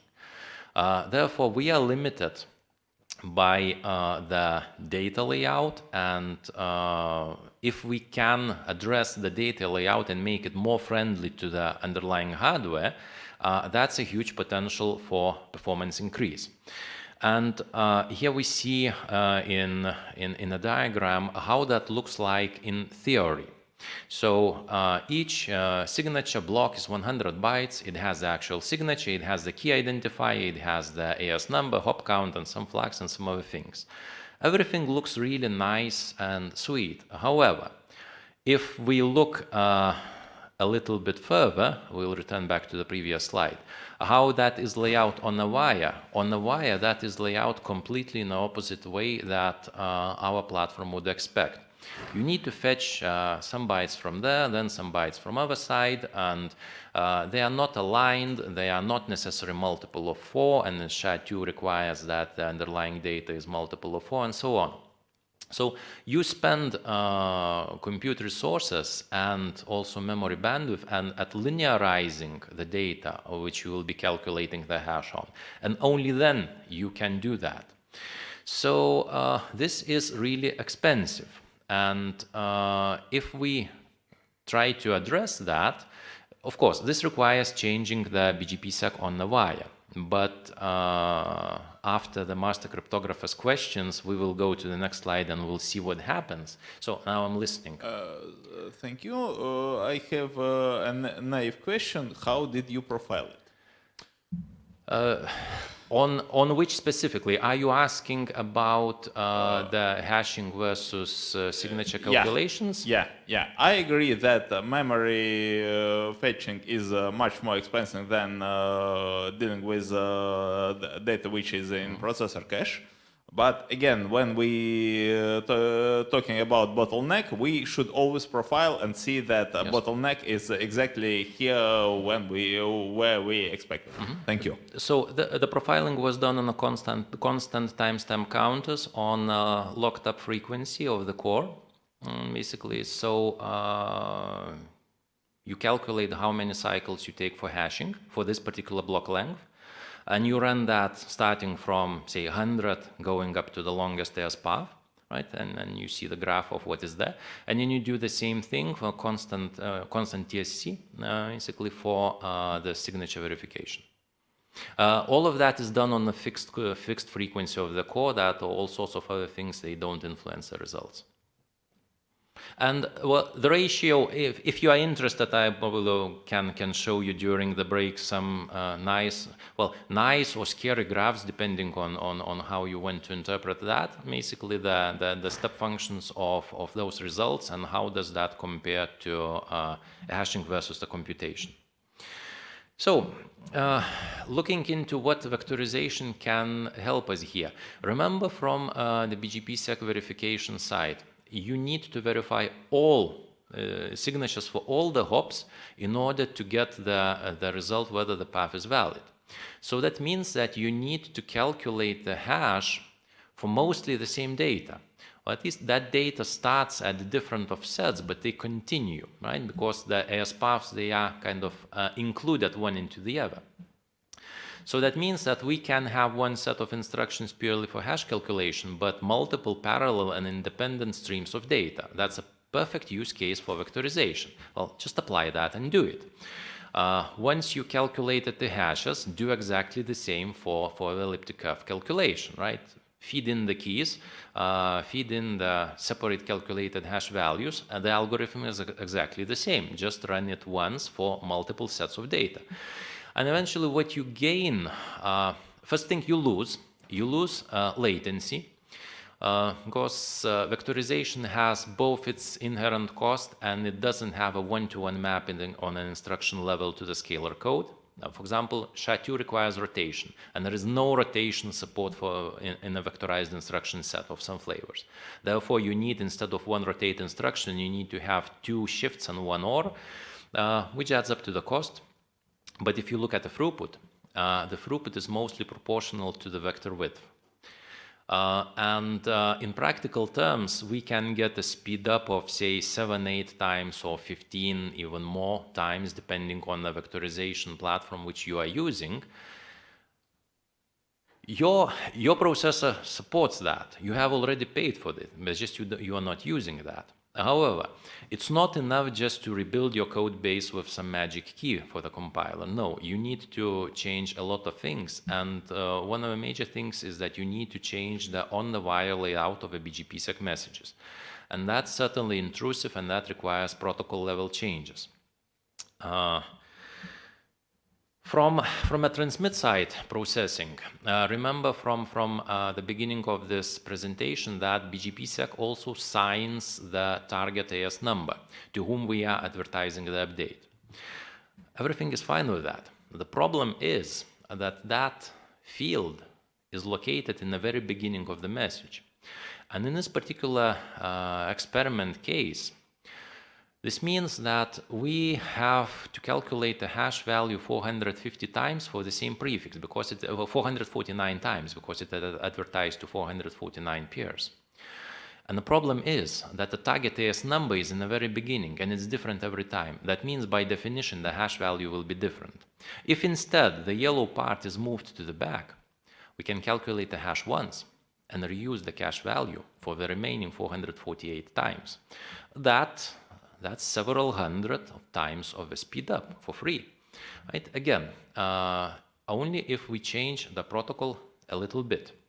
So with all of those experiments combined, we get overall cost of a BGPsec being several times, not orders of magnitude, but several times more expensive. And that's normal. You cannot run away from that. Cryptography has its own cost. And if you want the benefits out of that, you have to pay this price. But the fundamental misconception that BGPsec is too slow, even theoretically too slow, it will require changes to your hardware. It is not implementable in practical way. It's just wrong. So that's trying to kind of summarize whether something is really broken with BGPsec as such. There are deficiencies.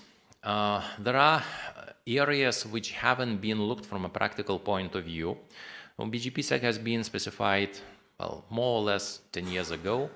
However, we don't have commercial, most of, say, credible implementations, both commercial and open source, and we don't have experiments that would try to put it at scale and see how it behaves. So, kind of took a liberty to do some experimentation, and here are the results, right? Which shows this doesn't mean that BGPsec is perfect in any other sense. No, that just covers one rather narrow area, right? But that at least shows that it can be deployed. So what we can do going forward with that, and this is probably a little bit too deep for the general interest, and that's more for the IETF side of the house to decide. Well, basically, we need to define a new version of a protocol. It will not be backwards compatible, but as we have 0 deployments of BGP version 0, which is the current version, right? Why not we take the freedom and define BGPsec version 1, and we hopefully get 1 deployment of that. Then we reiterate, and by the BGPsec version, which doesn't fit in a 4-octet number, we will have a global BGPsec deployment end-to-end, right? So if we are looking from an implementer's point of view, if I have a really smart compiler, or if I re-implement all of this, your BGPsec thing in a fancy programming language of your choice, will this make things better? It has a potential to make things worse, but not necessarily better. And you cannot just put one magic key to the compiler to get all of this sorted, because this requires fundamental changes to underlying data structures and on-the-wire data structures. What about the vectorization availability? So it sounds like, say, a nice fancy story, but can I use this today? Yes, you can. But take a look at your laptop, which you are typing on, with absolutely high probability it has vectorization inbuilt. You just don't use it. And if we are looking into the memory system evolution as such, overall memory is not getting faster, memory is getting slower.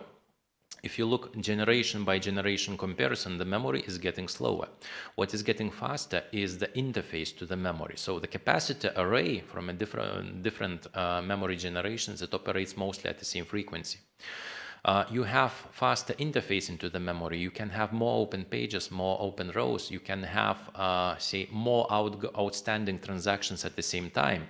And this gives you the impression that memory is getting faster. You can only gain this if you have multiple operations outstanding. Vectorization directly helps you with this, because with one instruction, it operates on a multiple sets of data, right? And the increase can be linear to the vector length.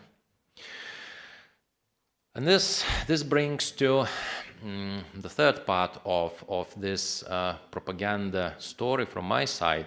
Those are the talking points. It's basically a list of topics that I would like to go through in a more of a freeway discussion. Yes, I see an raised hand and a question. You really want to have two prizes, one for the first question and one for activity, right?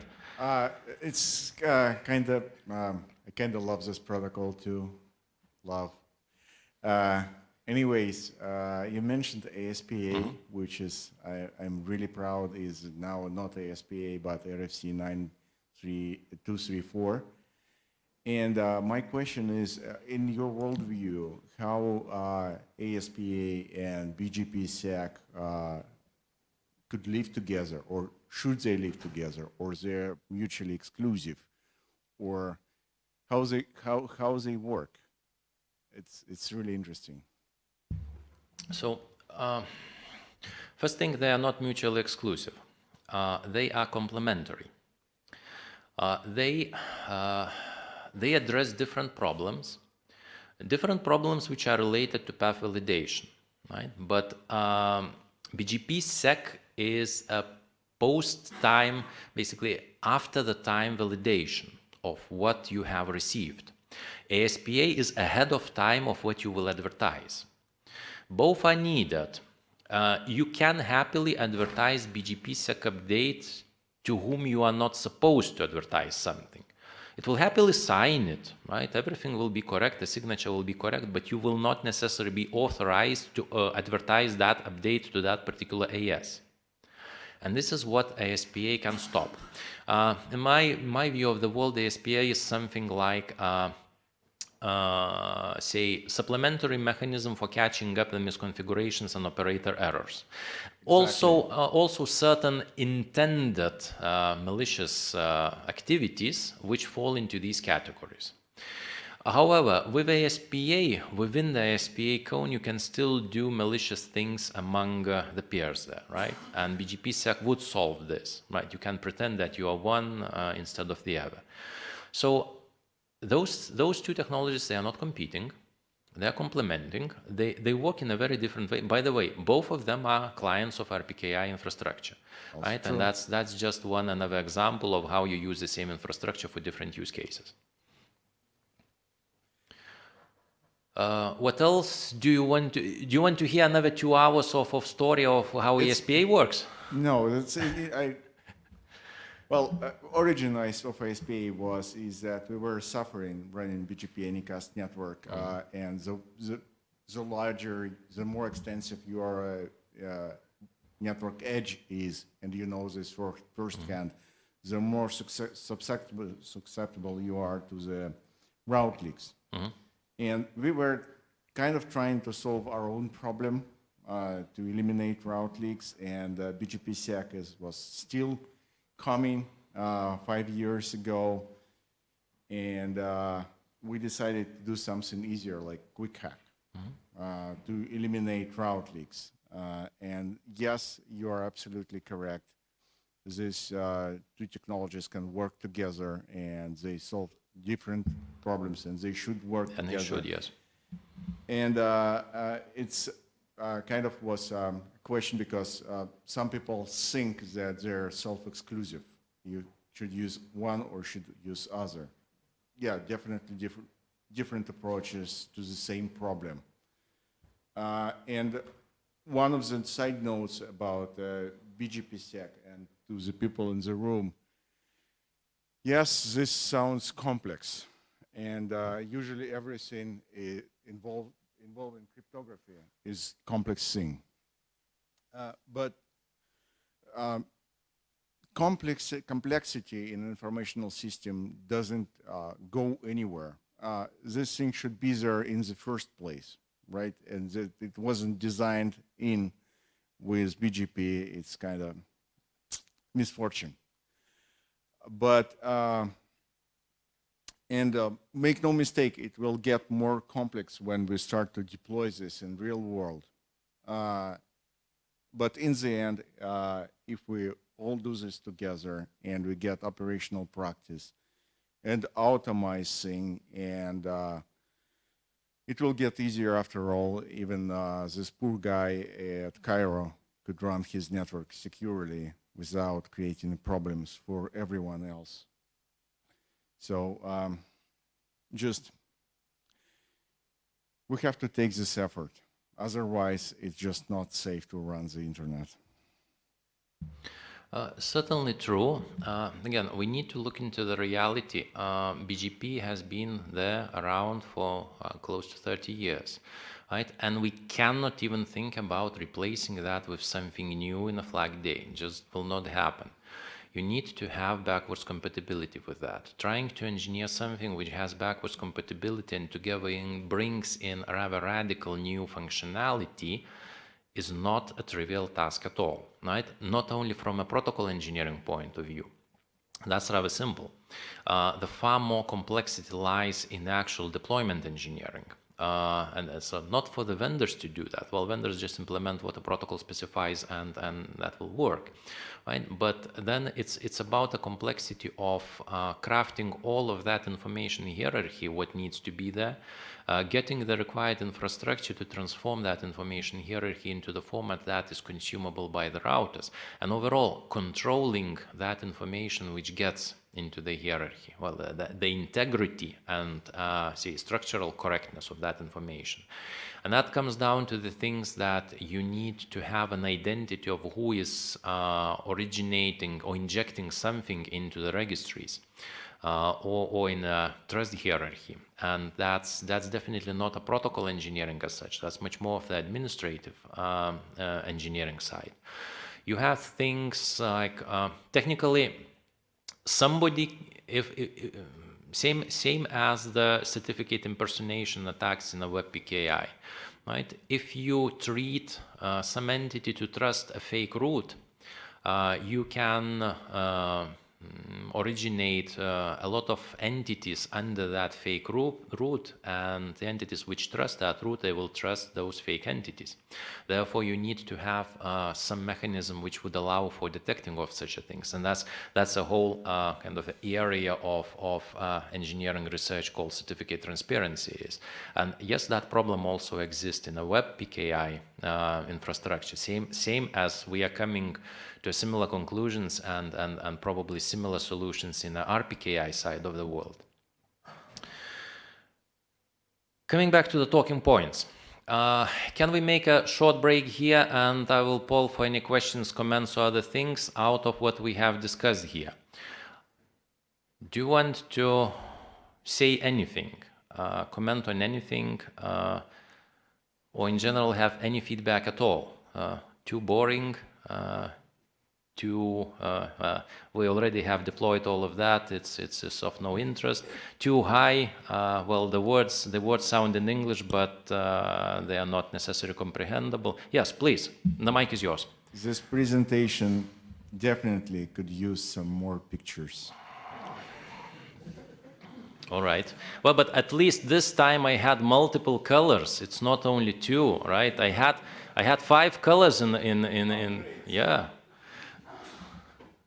Hi, I actually didn't notice the colors, but anyway, I can show you. Really? You see? Oh yeah, right. Colors. So that's 2. That's 3. Okay. Yeah, and black and white. That's 5. Cool. That's cool. Okay. My name is Tomáš Hlaváček, and I have actually 2 questions. The first question is, how does BGPsec work on route server or with route server? Like, I don't understand what happens when there is no change in AS path and the route server just passes over the announcements. So, the fact that the route server just passes the AS path without changes is evil, very evil. And route server should be punished for doing that. And BGPsec does just that. It punishes the route server for doing that. Remember, we were talking about a hop count in the BGPsec. Route server propagates its hop with a hop count of 0. This way, you get visibility of the route server AS number, but it is not included in the actual, well, reconstructed AS path. So if you do troubleshooting, if you look at, say, post-processed AS path level, you don't see the route server AS path inside the AS path. So basically, you will see just the clients, right? But if you look at the BGPsec level, you will see that there is a route server hop in there, right? And this certainly helps a lot for troubleshooting, right? So this kind of has a byproduct of fixing what route servers broke a decade ago. Okay. And actually, it also answers my second question, which was essentially who is doing the work in, or whether the entire workload actually falls on the routers within the internet exchange points, but it's not the case. Actually, the route server is the bottleneck because it has to process everything and... No, route server doesn't have to process everything on behalf of all of the clients. So the client that originates something signs it. It goes to the route server propagates to the rest of the peers and signs for each of them, and then each of the peers receives the update and verify. Yeah, okay, so still the route server is actually the one that has to do most of the work in the, or maybe let me rephrase, in your benchmarks, that benchmarks were focused on the route server, right? Yes. Yeah, okay, now I get it. Yes, that was basically an experimentation to see how the moderate size AX would operate if we dropped global route, full views basically on it. Yeah, and if I may have yet another question, I know that you said that we are not going into the vendor questions, but We certainly can. yeah, but my question was like, what stack do you use for these experiments? Like, It's an are internal they open source? implementation. Sorry? It's an internal implementation. Internal implementation of your company? It's an internal, yes, it's an internal implementation of BGP, which is used well for other purposes. You cannot do that on other available open source code bases. They don't even run without BGPsec at that scale. Yeah, and regarding the RTR extensions and the relying party extensions and the RPKI part, is the keys. There is no RPKI part as such. There is internal tooling which basically pre-computes what is needed and via RTR feeds into the device under the test. So there is no RPKI hierarchy. There's a set of private and public keys pre-generated, all sorts of things derived from those keys. And then you have the regular RTR session, which feeds that information into the device under the test. This is not a test of the RPKI infrastructure performance. This is a test of BGPsec performance. Yeah, I was just wondering whether it is possible to actually build a lab using open source tools that would do the whole thing like right now, but if I get it right, it's still not possible. So from a functionality point of view, there are components which mostly allow you to do that, but they are nowhere near the scale required for this. Yeah. We're talking of several orders of magnitude differences. Okay, thanks. Right. Alexander Zubkov, Curator Labs. I want to ask, you said that there is possibility to use zero-length prepend, and some parties can abuse it for route optimization. Yes, route optimizers, what they don't abuse, right? That's probably the question needs to be raised from this side. Yes, certainly it can be abused. First thing, that's design question. If you have an entity somewhere in the middle of your AS path, which is not a route server, well, and you know that, which advertises you the hop count of 0, something is really wrong, right? And you need to flag that and deal with it. The other thing, this is an implementation aspect of allowing such type of advertisements to pass through. Policy or plain implementation aspect, right? It's not for the protocol itself to try to enforce something. Like, for example, if you have the role which is the route server client, only then you need to signal the OTC community with the route server client type. Only then you are allowed to send hop count 0. It's too fragile, too complex, and not needed. Yes, but on the other hand, it's add some more things to check? Of course, yes. Yes. So additional flexibility gives you more knobs to screw things up, of course. I also also wanted to know that I find some maybe similarities between evolving of BGP and SMTP. And SMTP, yes, the mail thing. yes, yes.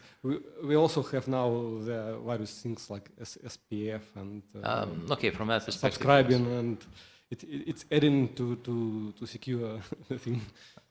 I was kind of thinking that, okay, right, you take the BGP message, encode that in MIME, send via SMTP to the other side and do the reverse, right? Well, SMTP is not necessarily an area where I have much of the clue or follow in detail, but okay, SPF, yes, I more or less know that, right? My name is Blažej Krajňák. I have one theoretical question. This validation and signing procedure is proposed to be performed on router directly? Signature validation, you mean? Both. Signature validation on a router, yes. And there is a question, can't we move the validation part on the external hardware? One of the dedicated verification and signing node.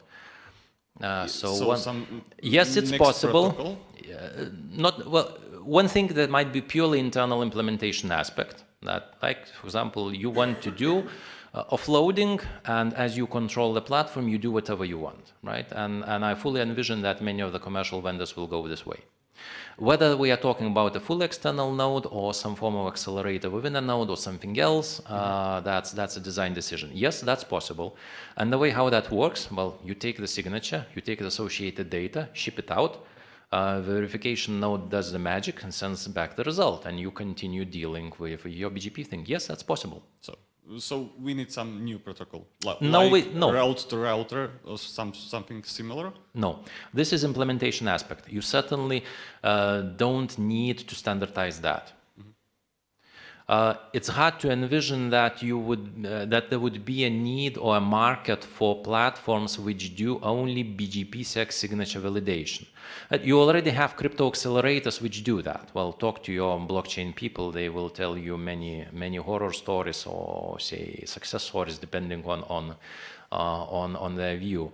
But same thing, for example, for large-scale TLS termination type of things. They use exactly same signatures. Well, moving to slightly different ones for obvious performance reasons, but such schemes are quite common there, that you have dedicated crypto offload nodes. And they all are internal implementations, right? Implementations within the same entity. There is no need to try to standardize the protocol as such. Okay, thanks. Right, so the last part before another second most important part of the day after the BGPsec talk, which is lunch, right? We have the free-form talking points. So that's a collection of topics that I had on top of my mind and which are related to all things to BGP transport and BGP information security. And briefly to cover that, if you have any comments, if you have any other thoughts, you know where the microphones are, and please voice that. So, transport security. If we are talking about the BGPsec, do we still care about MD5, TCP, AO, alternative transports, and other things like that? Yes, we do. BGPsec is not encryption.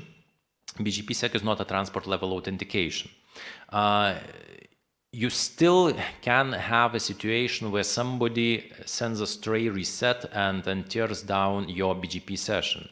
However, if your internal infrastructure allows for somebody from outside to send in a stray reset and terminate your BGP session, you have far bigger problems in your infrastructure than BGPsec and BGP, right? So better fix that first, and then we can talk about the transport security aspects.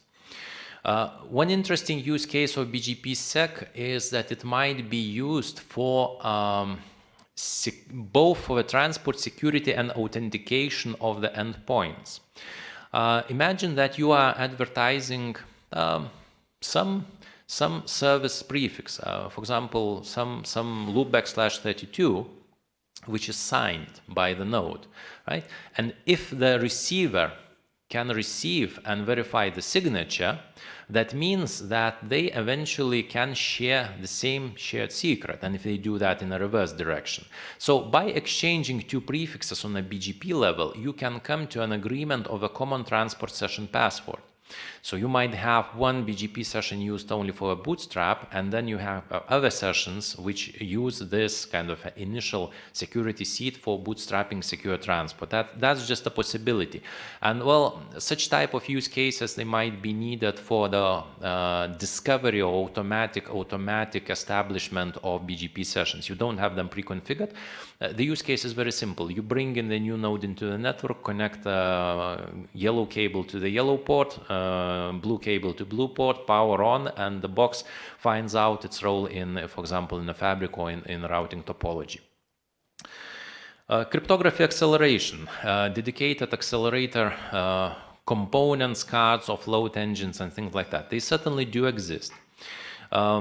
What BGPsec uses for the crypto side, that's SHA-2 and Prime 256, those are very widely used cryptographic primitives, and they have wide support from implementations that certainly can be used. This is something that is purely implementation specific. You don't need to kind of standardize or specify something. If that's available, you may use your implementation for the benefit.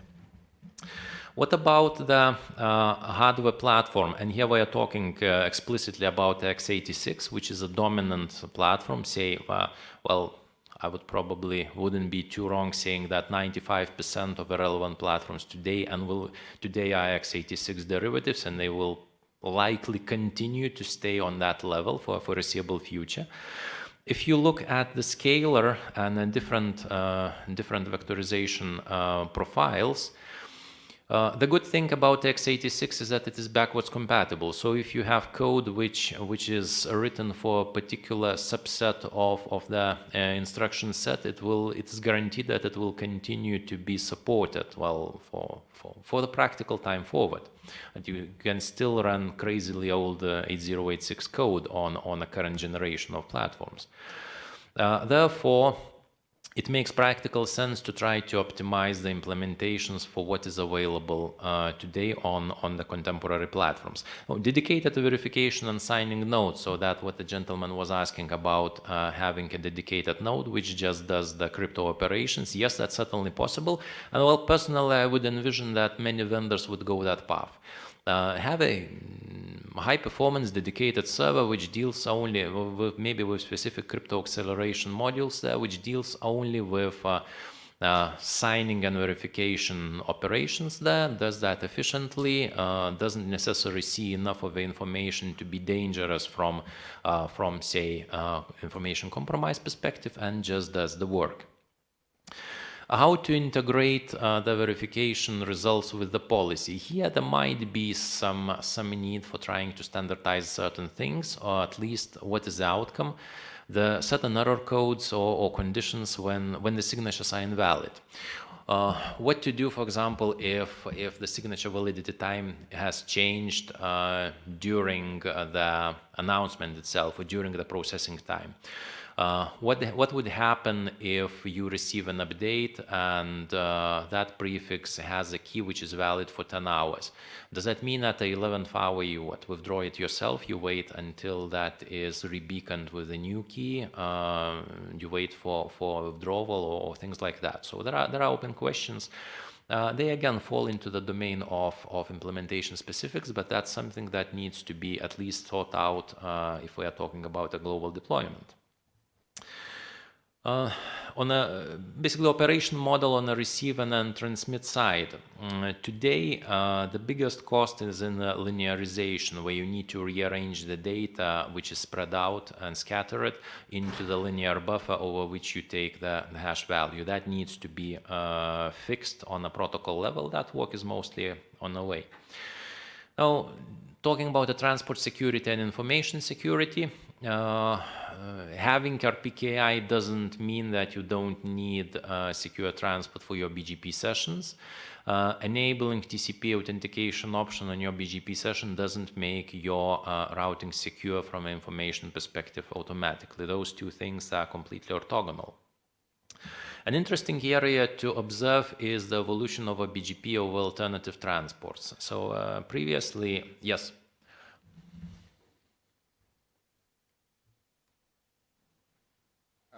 An interesting topic about BGP and information security. In the year 2015, there was a black hat and at Vegas, and BGP was kind of a hot topic. But what's more interesting, Black Hat is definitely the largest U.S. information security conference by far, and in the dark readings, they published an article which consisted of somewhat interesting statement. So yeah, you can make BGP secure, just enable RPKI. Here's your configuration for your Cisco router or whatever, and voila, you're secure. What is worst part of information security is a false sense of security. When you think you are secure because you did something that experts suggested, but you're not secure. And what I think we are failing to do as a community is to communicate to InfoSec community clearly about current security issues in BGP, because these guys, they just have no idea. And this is our fault. Just a side note. And that's a good side note, which summarizes the reality really well. It's not only about information security as such. If we look into the software engineering side of the house, one of the reasons why we have both poorly performing network control plane implementations and vulnerable network control plane implementations is that it's not enough to have sufficient software engineering skills to build something which is secure and performant. You also need to understand the protocol mechanics and, well, understand the software and hardware interaction, the protocol mechanics, the overall higher level signaling constructs. And it's certainly outside of the domain and the scope of a pure software engineering domain.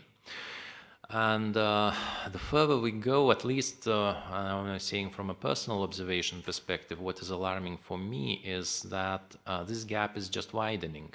We see far more fragmentation going on in the sense that there is a discipline of software engineering where you don't think, you just type the code based on a functional specification. You don't necessarily understand what it does. True, you can say that the functional specification needs to be sufficiently covering enough for a software engineer to develop the code that is performant, safe, functional, and does the expected thing. But that just does not happen. What is certainly needed is an equivalent kind of a cross-exchange of ideas on the network design side. The really alarming trend is that we have vendors showing up and saying, oh, just, well, buy this box, plug it in, and it will solve all your problems in your network, right? You don't need to think about a design, so just connect the links, right, and insert this and then it'll work. Network design is also an engineering discipline and an important one, right? And you certainly need to focus on that. What you are touching about this kind of a separation into knowledge domains is in fact a far wider problem. And again, one of the reasons why I'm talking here about these things, and well, in this community, you are mostly a network engineer community, so I actually did similar discussions at the software engineering communities, of course with a slightly different message, just not to scare them off with the protocol bits and pieces and so on. But that gap is certainly very present, and it's not evident that it is going into the right direction. So I wouldn't be too surprised that with time we will see just more of such problems slash vulnerabilities just because of the really too much fragmentation or too much of a specialization in the overall industry. So there's a lot of hype about now DevOps, DevSecOps, and whatnot ops, and things like that. But that just does not mean that the domains of knowledge are getting closer. To an extent, that crowd invented their own, say, domain, the sandbox, and they are happily playing there. It just does not necessarily mean that as a result we are getting better quality of the software components which we eventually use there, right? So my favorite rant. BGP over alternative transports. There is some activity going on in thinking of how we could run BGP over something else than TCP. A while ago that was a CTP. Today we are rather seriously talking about running BGP over QUIC, and for two reasons. Very good. I hear a reaction. Please, can somebody elaborate on that reaction? Can you? No? Okay. Well, then I will. So, please. And there are two reasons, right? I will not state them initially. Please try, and we'll see if you touch the same ones. Toma Gavrichenko, servers.com. I believe that first, it doesn't solve any real problem. Second, it introduces more requirements for the resources and routers than BGPsec actually does. All right. So first thing, BGPsec is orthogonal to the transport over which it works. Now, one of the major reasons why QUIC is considered as an alternative is because of channels.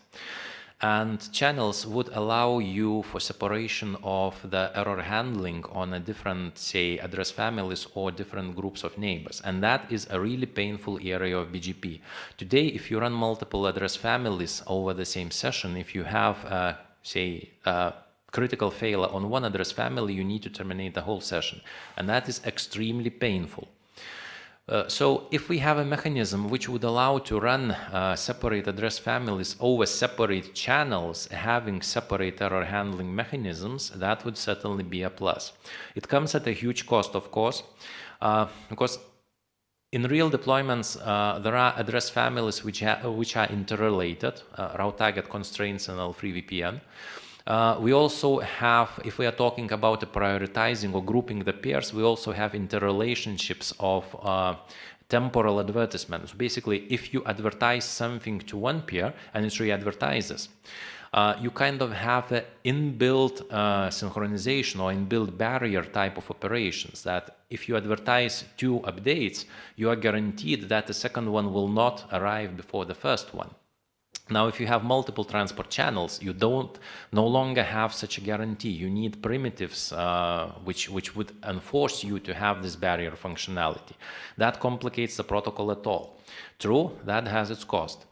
However, ability to split away address families and have separate address error handling is well, very tempting. And it might be that at some point of time, QUIC, or maybe a derivative of QUIC, will be a new transport for BGP. It's still too early to talk about that, but that is something that might be coming. Origin validation and path validation, and how does that interwork? I think that we had a really nice discussion with Alexander about that, how ASPA fits into the whole picture, and they are not enemies, they are really good friends. Now, assigning keys to routers. What can be more complex, right? Go to the router, feed the private key, and it sits there, right? Well, if you have one router, certainly not a problem. If you have slightly more than four digits of routers, might be a little bit more interesting problem to solve. Again, here we can learn many things from that same DevOps crowd, managing all sorts of private keys into the servers, containers, instances, and things like that is more or less solved problem there. We probably need to learn from that environment something. But overall, key management and key handling in a BGPsec environment indeed is a problematic area, not in the sense that it's a problem as such. It's something that needs to be taken with diligence. It's something that needs to be taken with the care, because you can easily screw up the things. Right, and the whole topic of key assignment, what's the granularity of the key assignment? Do you have one key per your domain? Do you have one key per router? Do you have something in between, and at what ratio? Those are open questions of a network design. The costs of signing and the cost of verification with today's crypto system, signature is, well, 3-4 times less expensive than the verification operation. And to complicate things even more, you sign only once in a lifetime of an update, and you verify recursively for the length of an AES path. Therefore, we are easily talking about an order of magnitude more resources required for practical signature verification compared to the signing itself. Now talking about the selection of algorithms. Today it's SHA-2 and Weierstrass elliptic curves. SHA-2 is considered to be cryptographically strong, even if we have SHA-3 specified, and there are some recommendations that maybe a community should consider looking into that. Maybe we should. There is no answer at this point in time. SHA-2 is far more resource-friendly, not only from a computational point of view, but from the block size view. SHA-2 is 64 bytes, SHA-3, depending on actual key length, it's several hundreds of octets, and from caching perspective, that's far less optimal. Another thing is that we probably need to look into the Edwards curve crypto system just for performance reasons. And again, browser networking and the TLS world has mostly moved into that too for exactly the same purposes. One of the limitations for moving away from that is that today we have good accelerator support for SHA-2. So basically specific SHA-2 accelerator instructions in contemporary platforms, and they certainly help. They help for the scalar code, that means the signing part. They are too expensive for the verification part. Vectorization there has a clear advantage. SHA-3 doesn't have this today. Maybe it will get at some point in time, maybe not. It's still a speculation, but that's something that needs to be kept in mind for the algorithm selection. Again, talking from a practical point of view of what is being called BGPsec version 1, that will be Weierstrass plus SHA-2 in a different format for backwards compatibility reasons, and maybe defining Edwards plus Blake or maybe something else as an alternative for a new crypto system. Replay and non-repudiation of advertisements. So non-repudiation, that is one of the use cases for this initial bootstrapping thing. So if you have received something and you can verify the signature, that means that you really know who sent that and you can prove that they sent that, right? Therefore, you can trust the party who originated this. And replay of advertisements is one of the possible attacks on a BGPsec. So if you capture an update with the correct key, with the valid key lifetime, later that update is withdrawn, there are no signatures in the withdrawal, and then you, not the originator, but you re-originate it, the rest of the world may consider that as a valid update. Again, it depends where in the topology you are, how you can do such type of an attack, but there are certain, say, possibilities for trying to replay the potentially stale or getting to be stale information in the BGPsec. The direct cure for this type of attack is key rotation. And does it mean that you need to rotate the key with every update or rotate the key every second? Certainly you can if you wish. The rest of the world will be very unhappy with you, and for a reason. Right? And again, another topic to remember, that in steady state, BGPsec is more chatty than just plain BGP. Whenever you rotate the key, you need to rebeacon the route. So in a steady state, if the topology is stable, the BGP itself would not have any updates at all. Now in the BGPsec, whenever the key rotates, you need to re-advertise that prefix again, just because the rest of the world needs to get an updated key identifier for that. Fanout and caching, those are mostly internal implementation aspects of how do you lay out a wire image to be compatible with, say, implementation aspects, and how do you save resources or don't waste the resources where those are not needed. The example of a transmit side operation, moving the target ASN field from one location in the other allows for orders of magnitude of resource savings. Now, again, another design question of what prefixes do you sign and then what prefixes you don't sign. This is a question for you to answer what is a priority and what is the relative cost of the potential, say, attack, hijack, or something related to those prefixes.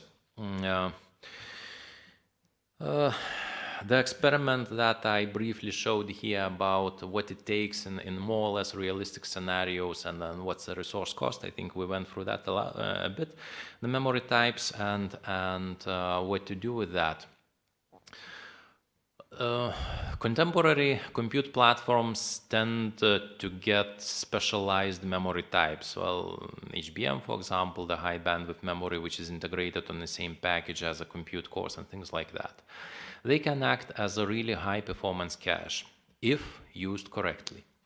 And that is an important part. You should not expect that if you just rebuild your code base with some magic key and then things will work like expected. No. The biggest drawback of trying to optimize for such platforms is the time scope of validity of say, such architectures. If the instruction set is more or less assumed to be relevant and valid mostly forever, so it's fully compatible backwards-wise, forward-wise, then the memory, specialized memory types, they have a far shorter lifetime. And this might be a question of purely investing the resources into the development of trying to develop something based on a platform which say, has a lifetime, say, of 5 years. That's way too short for majority of the vendors for having really, say, different diverging code bases to cover such platforms. Therefore, certain advances in compute platforms might not be relevant if we are talking here about a BGPsec implementations. So, BGPsec again, yes? Not BGP-related question. So, any question is fine. Interesting topic, memory, right? And you haven't covered or discussed, what do you think about transactional memory model and TME, Intel TME and other implementations? Yes. And will they help us all? So, do you have another 2 hours? Okay, lunch topic. Well, we still have, what, 9 minutes to lunch. So, transactional memory. By the way, may I have a show of hands? Transactional memory, what's that? Okay. So, transactional memory is something that major compute platform vendors tried to do. It's not a new concept as such. Previously that was done, but if we are talking about the x86, that was Intel mostly who were driving this around a decade ago. It's a really nice idea. It's a really horrible implementation, and sadly, it died. Sadly. So what transactional memory gives you? In a concurrent computation, you have all sorts of conflicts. In order to avoid conflicts, you need to do locking. Locking is expensive, and depending on the locking type, it can vary between expensive to hugely expensive to absolutely insanely expensive. There is no such thing as cheap locking. Transactional memory is a very neat idea. We operate in a distributed environment as if we don't have locks, and we allow for hardware to resolve the conflicts of locks. That is implemented in the caching. So basically you divide the cache in 2 parts, and you have the clean cache state and the dirty cache state, and you operate on the dirty. If you have a conflict over there, you roll back to the clean state, and then algorithmically you redo the things back again, trying to avoid the locking. In theory, this works. In practice, this doesn't. And this doesn't just because of all sorts of corner cases which need to be taken into consideration here. It's simply too complex to implement in a performant way. And if we look into, well, several generations of what Intel did for their platforms of transactional memory, it actually doesn't give benefit speed-wise compared to smart locking schemes. This was roughly, say, transactional memory was on a hype, I would say, Haswell plus time frame, so something like 2012 and 10 years ago. Nowadays, it has fallen out of fashion because it's not used. It's not used because its cost is higher than using, say, smart, clever, and properly implemented locking. So this way, and given that the developments, transactional memory is no longer going to be supported at the majority of the upcoming platforms. Maybe for a reason. So personally, yes, I did play with that quite extensively at some point in time. I liked it as a concept, but I didn't see performance gains, well, substantial performance gains, and I would say that my experience correlates quite well with the rest of the industry experience. So it was a nice attempt to try to do something, but it failed. Right, this gives 6 minutes for free-form discussion and all sorts of questions. Discussion, right? So I think I did my part here. Now it's for you to do your part. That means questions, comments, feedback, gifts, bribes. All right, colleagues, the microphones are yours. Any comments at all? Did you learn anything new? Well, interesting, something that you might be willing to spend more time on researching. Again, this was a very gentle and very brief introduction into this BGPsec topic. It requires far more time to discuss in detail. Yes? You mentioned this internal implementation. Yeah, numbers kind of don't look good, but in my worldview, it's quite high-performant implementation. Is there, by a chance, any plans to open source it somewhere down the road?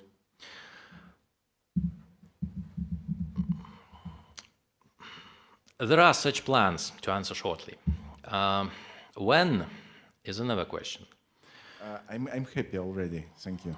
So, talking a little bit broadly, in a more broader sense, the industry appears to be in the need for a high-performance BGP implementation, modern BGP implementation or contemporary BGP implementation, not necessary for IPv4 and IPv4 unicast first thing, and then in particular I'm talking about a reflector for L3 VPN type of families.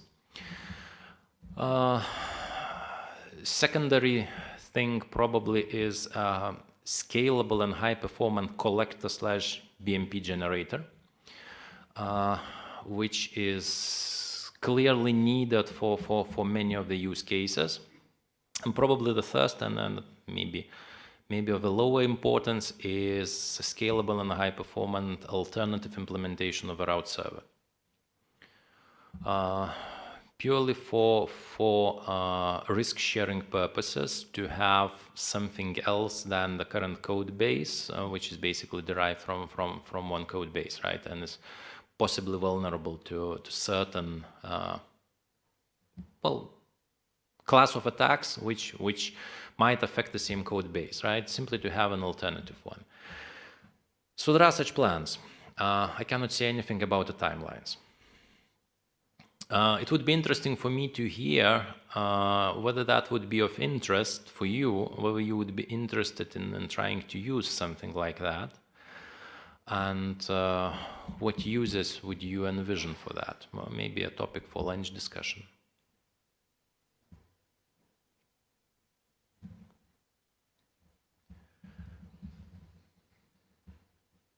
Hello, Ignas. More or less general question for you, because I don't think that most of the people here follow what is going on within the IETF, but what's the current status of BGPsec within the IETF?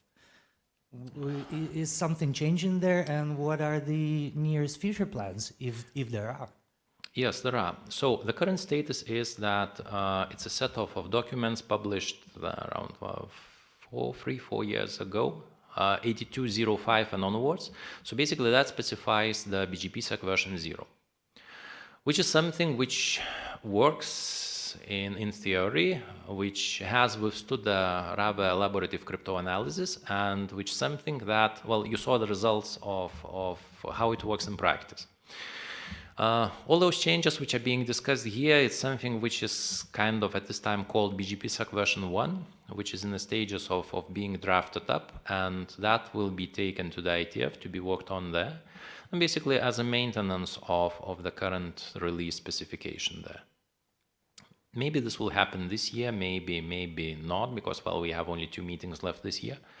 But this is something that's in the pipeline, that is something that is ongoing on a discussion level within IETF, and I think we have some level of, say, experimental evidence which shows or verifies certain design decisions made. For this BGPsec version 1, it needs far more review from crypto side of the IETF, and basically security side, whether the chosen well, decisions or proposed alternatives, they are viable and secure enough. Apart from that, if you are looking into a longer time period, BGPsec version 0 most probably will not move anywhere beyond that. It will stay as specified, just that it will not get practically deployed. And it will be... The good thing about BGPsec, it has inbuilt versioning, and basically the versioning is backwards compatible, so you can define a new protocol without breaking the previous one. And now we have learned a little bit. We need far more experimentation. Maybe it will happen, and after some experimentation we will notice some of the problems and we will have to move to BGPsec version 2. Normal thing. Today it's too early to say about that, just because we don't have enough of experience. Just because we don't have what to experiment with, right? So that's kind of a closed circle, that there are no shipping deployable implementations, just because the current specifications, they are not necessarily too aligned with the reality. That will change. Give it a few years and that will change. So thank you very much, Ignas, for the famous tutorials. Thank you very much. Thanks a lot. Thank you, everyone.